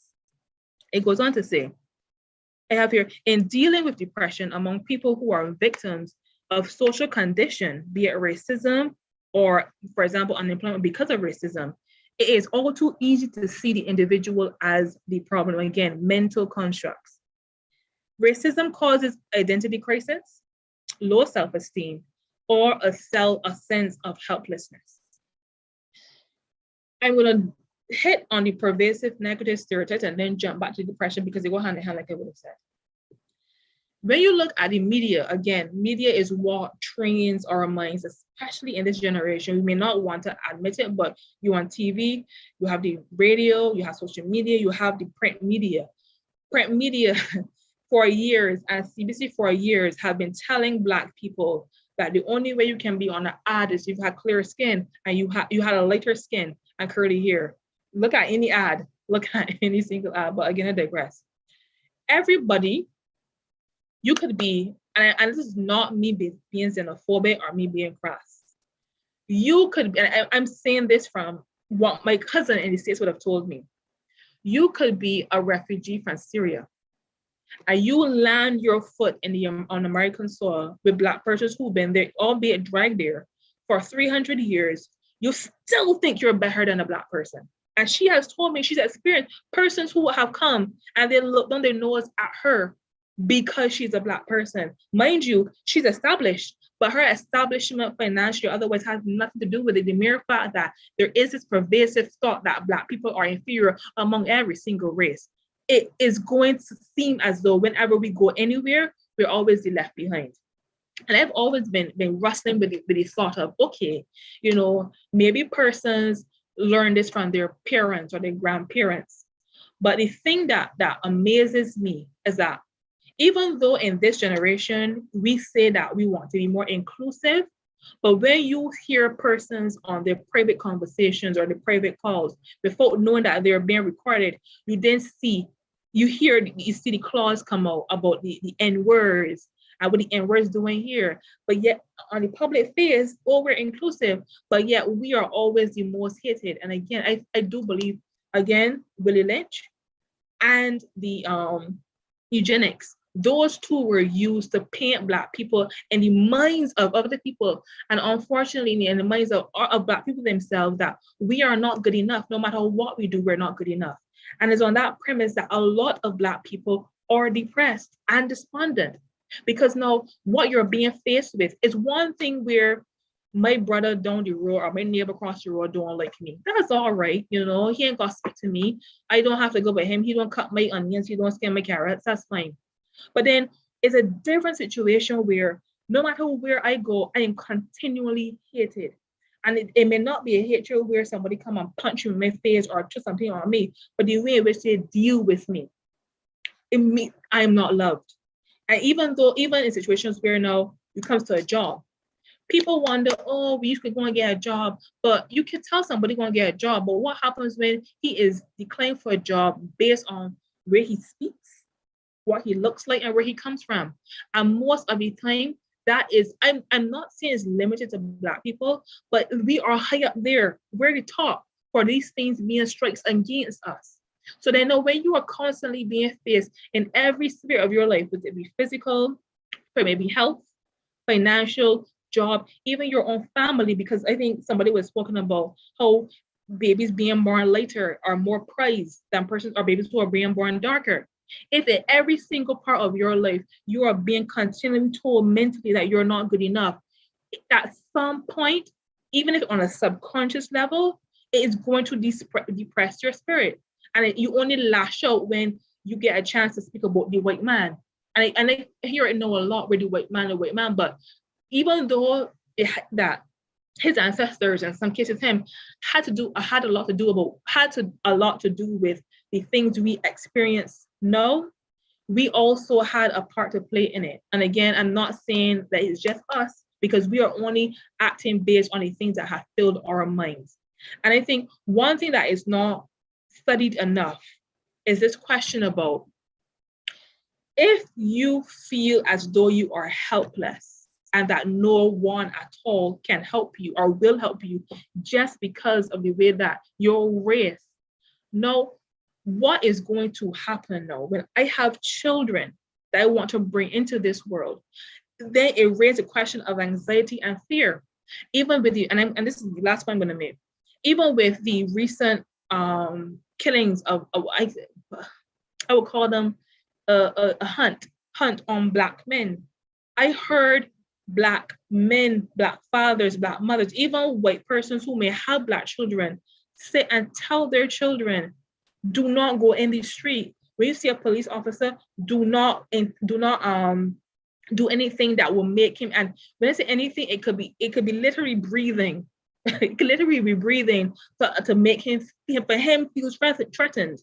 And the mere fact that parents have now been put in the place, not have now because it's happened for centuries, but you're seeing it no more because it's on TV, been put in a place where you are now fearing for your children, sure, not Black, in the place because the mentality of other people is something that I don't think that we speak about enough, again, because it may not happen to you or you, but collectively it has happened to us. So, and to wrap up the question of why are we still affected? Because a lot of the things that control us mentally are not just in our minds alone. It is based on external stimuli from both people, both Black and other ethnicities, and the institutions that these people run in, or these things exist in. And that's how I mean existing. And when these things and experiences relate to us, it's always on a level of you are not good, you are inferior. So then what automatically happens is that we now hold that position either subconsciously or consciously that yes, we are not enough, so therefore we must act accordingly. However, it's on that premise that I want to look at our final 2 slides. But what does God say? Because we've spoken all about what we say of ourselves. What does the Willie Lynch says? What eugenics says? What the other races say? But we've yet to look at what God says. Genesis 1:26-27. And God said, let us make man in our own image, after our likeness, and let them have dominion over the fish of the sea, and over the fowl of the air, over the cattle, and over the earth, and over every creeping thing that creepeth upon the earth. So God created man in his own image. In the image of God created he him, male and female. He created he them. Romans 12:2. And be not conformed to this world. Be ye transformed by the renewing of your mind, that ye may prove what is that good and acceptable and perfect will of God. And Psalms 139:12-14. Yea, the darkness hideth not from thee, but the night shineth as the day. The darkness and the light are both alike to thee. For thou hast possessed my reins. Thou hast covered me in my mother's womb. I will praise thee, for I am fearfully and wonderfully made. Marvelous are thy works, and that my soul knoweth right well. I use these 3 texts to show, even though we've been told by all the entities discussed this afternoon that we are not good enough, and we have internalized that mentally that we're not good enough. But I'm saying tonight, the things that we have been told were possessed directly from the devil. And I think in our first presentation, we looked at the concept of racism, that is only one race, but the different ethnicities. Because I think in a part of the word, it speaks that God is different colors. So we as a human race, we are only expressions of his differences, of his creativity. And the truest racist among us is the devil, because he was the first person to hate a race so bad that he tricked us into giving dominion over him. And when we realize as human beings that we are one race and that we work together for the good of the entire race, is then that the concepts and the constructs that we allow the devil to teach us and then we implement on each other will be removed. But again, it's something that has to be done, where the Spirit is the one who comes and tells us, listen to me, I made you. And the only reason that you're different colors is because I'm the person who made you that way. So to end off, I want to thank everyone for being here. I know it is 6:25. Sorry for going so long, but I can get some questions at the end. Get some questions at the end. Thank you for being here for our entire series. And it was a very interesting series. I know a lot of persons asked questions and were able to give their inputs, which I think was awesome. And I do pray and believe that whatever that we really went through or discussed throughout these past weeks, that you'll be able to use internalize both for yourself, for your edification, and the edification. We had one Francis Sandra and Elder Limbrook. I think Elder Limbrook was before me. Okay, Elder Limbrook. I think okay. Is he back on? We lost power just now, Carol. So we lost power. Oh, because I only just. Okay, I will go ahead then. Yes, Sister Cara? Yeah, go ahead. Yeah, go ahead. Point. I was responding to the point you were making about institutional racism. I mean, as well as working in journalism, there was an incident in Barbados where there was a young lady called Worley who was fired because of that's when the bread started coming for the first time. She was fired from her workplace because I think she had lived overseas, England or something like that, for wearing braids. But that was a big case. I remember the nation had broken the story and everything. She eventually won her case, and she was back here in Barbados afterwards. She said she had done it. She actually paved the way for people now, a lot of Black women now who are able to wear, the braids and locks and everything in the workplace. And also, with us, like even our own people unintentionally also embracing it. Even in the home, as you had said in the family. So, because I remember when I was going to school, and that will help with us and the other point too. I went to St. Winifred, and where I lived was in St. George's near Waterhall, very close to Waterhall. And we used to have to, the bus would come up, we travel at Rockland buses at the time, it would come up from Rockland though, through Orange Hill. Most of the children from Sand Hill, Westmoreland, and that area came to Orange Hill to Silas because St. Boniface was the primary school at the time and it was very small. So they had to, when they got to the age, like, and that was like for infants A and B. So when they got to like class 1 and so on, they had to come to Silas. That has changed because of Garden Green is being built now. But so in order to get a seat on the bus or to even get onto the bus to get to school, like going to school and so I had to walk down Orange Hill, almost as far down as where Shepard Lancaster is now.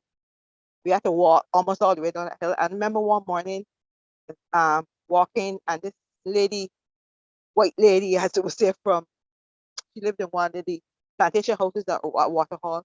She saw me, she saw my uniform because her little girl was going to that too. And she saw me and then she gave me a lift and she said, "But where you live?" She said, "Well, you don't have to, I will pick you up from home." So she used to pick me up from home on mornings, and I was wearing, by that time I was wearing afro. And one morning she came and I was running late and I got into the car with still to pull my afro with the pick in my hair. And would you believe my grandmother, when I got back, grandmother chastised me for that? How you can get anywhere? Look here, pull me your hair. That's disrespectful, you know? And of course, not knowing any better, because they would think that you shouldn't be doing that. But I just remember that incident also when you were talking about that. And the part you mentioned about the private schools and the racism, I would say that in my time, we didn't really experience it. I personally don't think people are affected that much because we went there in 1971. Because when we went there, the principal even though she was fair skinned, she was Black. She was one, so I think she was the first Black principal. She was the emancipating sister, and she was very progressive in terms. So we didn't really experience that, but I know a lot of the girls who went after me, because then afterwards they went back to white non-Barbadian principles for a while. And so we didn't, and I know that we went there, we were like the second batch that went after Ever had decided that all of those private schools that we needed more places for our children, and those private schools were mostly catering to expatriates and whites and so on. And it said, well, they have to take on the black children, and he made them government approved secondary schools, and the government paid a portion of the fees. I remember my uncle paid a portion of my school fees, and so I will always remember. That's why when people say he's the father of education, people say no, it's Grant Adams, but universal free education is what I brought about. That's just like a digression, but I was wanted to make the point that it was like in afterwards where other people came when the kind of principalship went back to people from non-Caribbean, non-Barbadian people who were white. Because afterwards, I know they were later down they had people said that she was the first black principal. She was a Strickland nurse, which was like in 2000. But I know Miss St. John, under her, did not experience that kind of. I only had an encounter once where I was talkative, so I had got asked attention. And when I went to the office, the secretary said, your uncle has paid money to bring you into school, that you're in school and you're occupying a place that another student could have. Now, if I was, that time it was very meek and so on. If I was thinking where I was thinking, I probably would have answered her and said, well, I ain't taking away about this, but you know, how these things happen. But that's just to comment on institutional racism. Okay, thank you. Brother Lavan and this is the Monique. Good evening to everyone. Hey. You know, it's a bit late, so I'm gonna say it fast and quick. You know, we talk about renewing minds, but this Caucasian thing has been embedded in our DNA and all it. No, we still can't get rid of it. Yeah. We tend, when we see white people, I don't know, we probably will stand up and salute to them or something. We try to be very, very, very civil to them and all this sort of things we does. But my real point here is we still connected to this Caucasian thing. We still can't get it out of our system. Whatever white man say to us, it goes, it carries. We think that it is true. For instance, we got two white people, one near Gates and one near Fauci. They plan a demic, and then they give you the vaccine to cure this pandemic. And everybody is mandated to take this thing. Nobody is off and say, all right, hold it. Let me don't trust these white people yet. Let me see how things are going. Everybody, boom, and believe what these two white men telling them all over the world. And every day you hear something different. Now that over 20 months have come and gone, and the 80% they still with a vaccinated and things would go back to normal, we see everything completely different, especially in the countries who got over 100% vaccinated. And we see a difference. Some of us went ahead and get vaccinated and all kind of thing because these people instructed us to trust in the white man again. We never took the time out to decide, well, look, let me wait a little while. We always jump in the gun, all because white people said we should. All right, that's my little intake about it. Thank you. Okay, thank you, Brother Lavan. Sister Monique. Hi, Sister Kara. It's interesting that Brother Levan said that we try to be as civil as possible to them. I maybe that's him, but I know some of us have to fight to be civil to them. But anyhow, let me think about all that they have done, not only to us, but almost to every other race that they have encountered.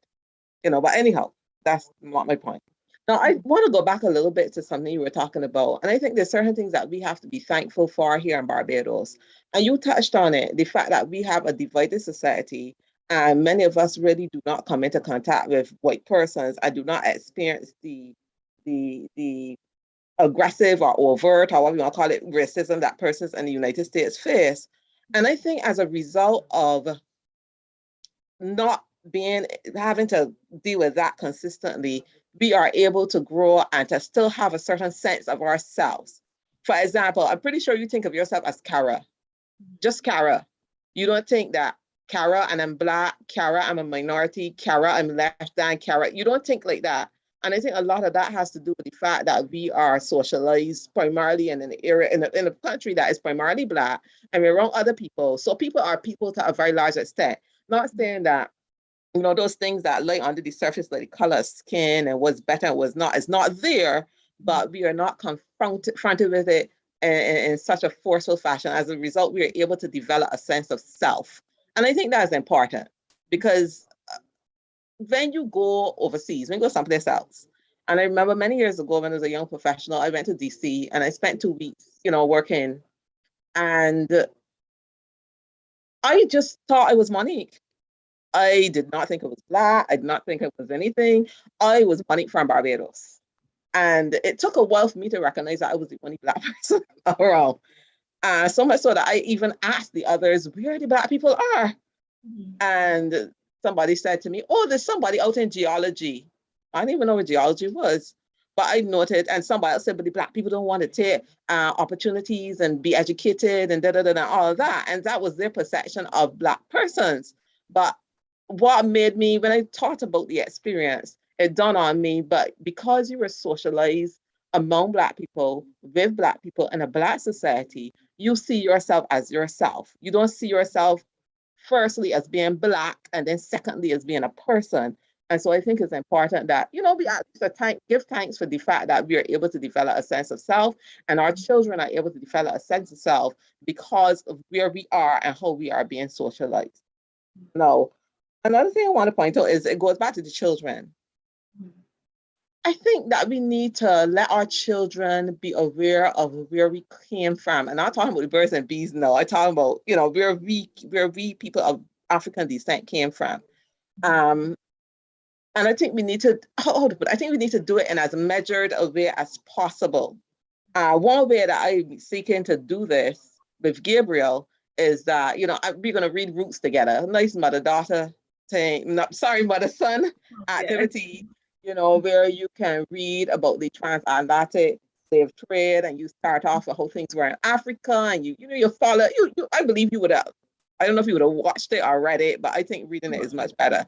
But so I'm thinking that in that way, you know, I can have my son who is Black like me understand where we came from and get an understanding of how things evolve, how we got here, you know. And I think that we need to let our children understand those things. Now, I want to say lastly that this is a very interesting conversation and it's meaningful and everything. But we have to remember that our value, as you would have mentioned, is in Christ. Our value is in Christ. For God so loved the world.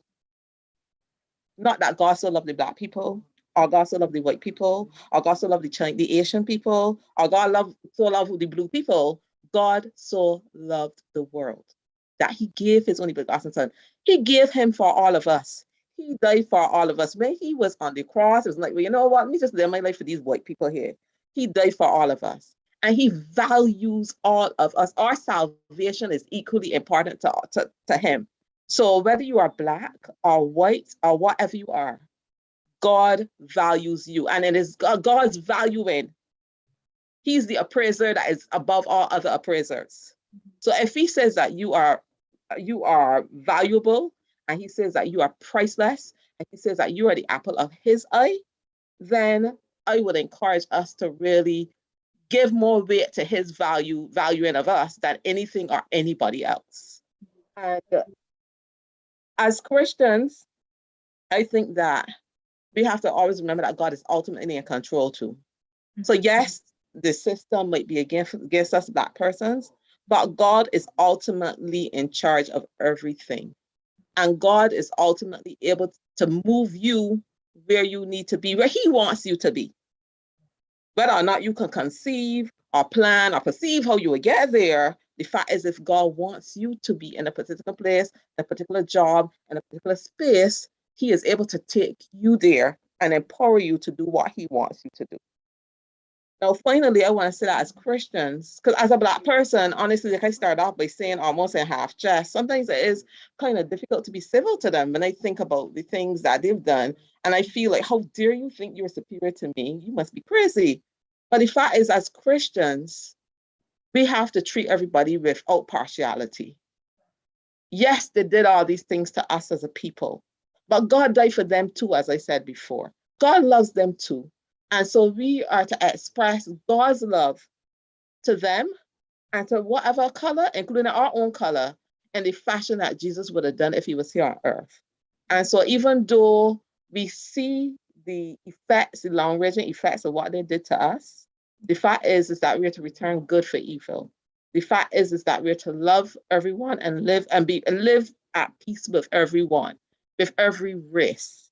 And so I think as Christians, we need to strive to do this, even though for some of us, it can be difficult. So that's all I wanted to say. Yes, I do believe, Sister Monica, you would have gave us our Vespers to end the program, because you would have tied up everything that we would have gone through, not just in this, but touch on things with the impetus of this entire series about recognizing that, yes, even though there were injustices done against us, and these things must be highlighted, pulled apart for a renewing of ultimately our minds. At the end of the day, the concept of racism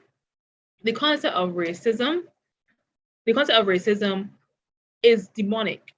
There's nothing called two races within the human race. It's one human race, but we are different expressions of God's creativity. And once we understand that, we are in a better position to love each and every person, whether he may be Caucasian, Indian, Chinese, or Black. So unless there are any other comments or questions anybody has, let me just check here quickly. No? Yes, that is the end of our series. And I thank you very, very much for being a part of it. It's the first time we've done something like this, and we really went through the different avenues or different issues that were posed to us as Black people. And I love the conversation. I love the input. I love it. And I do pray that for our other series during this year, and trust me, this year we have a lot of wonderful things planned as the Manakwada AOA. And I pray that you also come out and give your pointers and give your questions and your comments, so we all can learn together at Jesus' feet. I will now do our closing prayer. Dear Father who art in heaven, we want to thank you for this wonderful Sabbath day. We want to thank you for your goodness, your kindness, and your mercy towards us. Lord God, we've gone through a systematic retelling of our experiences as Black people, the way that we've been treated. And Lord God, you've seen the way that we've been treated. It has not been good. It's been horrific. It has been downright horrific. Father, Lord, we understand that that is not the pattern that you wanted for us. And we ask you, as we continue our lives and we go through the things that we would have learned here and other programs and any other type of media that we get our hands on that speaks about encouraging us, even in especially as Black people, because we've been trodden upon, reminding us that we are perfect because we were created by you, and we are just another expression of your creativity. And I pray, God, that you put it in our hearts to understand that, embrace that, and also where forgiveness is needed, forgive others who would have committed those atrocities against us, and also be agents, not just for forgiveness, but agents for education to persons who may not understand that they're actually infringing on our God-given right to actually exist as Black people. So Father God, as we continue this weekend and this week, I pray that you be with each and every person here and their families. And I pray that we continue to dwell with you. Well, your spirit dwell with us and go with us wherever we go. In Jesus' precious name. Have a wonderful night and weekend, everyone, and see you next week for women's ministry. They will be taking the program, and I'm sure it's going to be awesome. And the information, I don't think it's in the brochure, but it will come out periodically. So have a wonderful weekend. All right, good evening.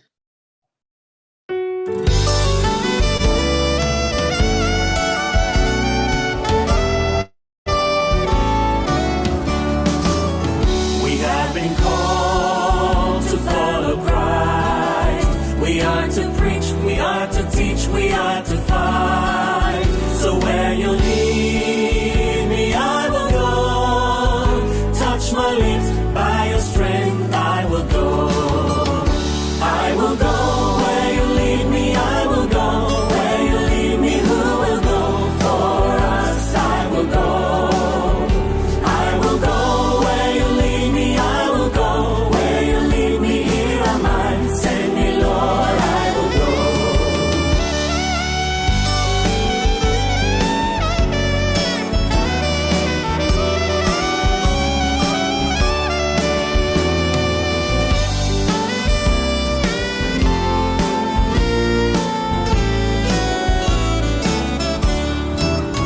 Because my eyes have seen the King, I must tell all the world, worship him. In all the nations, in all the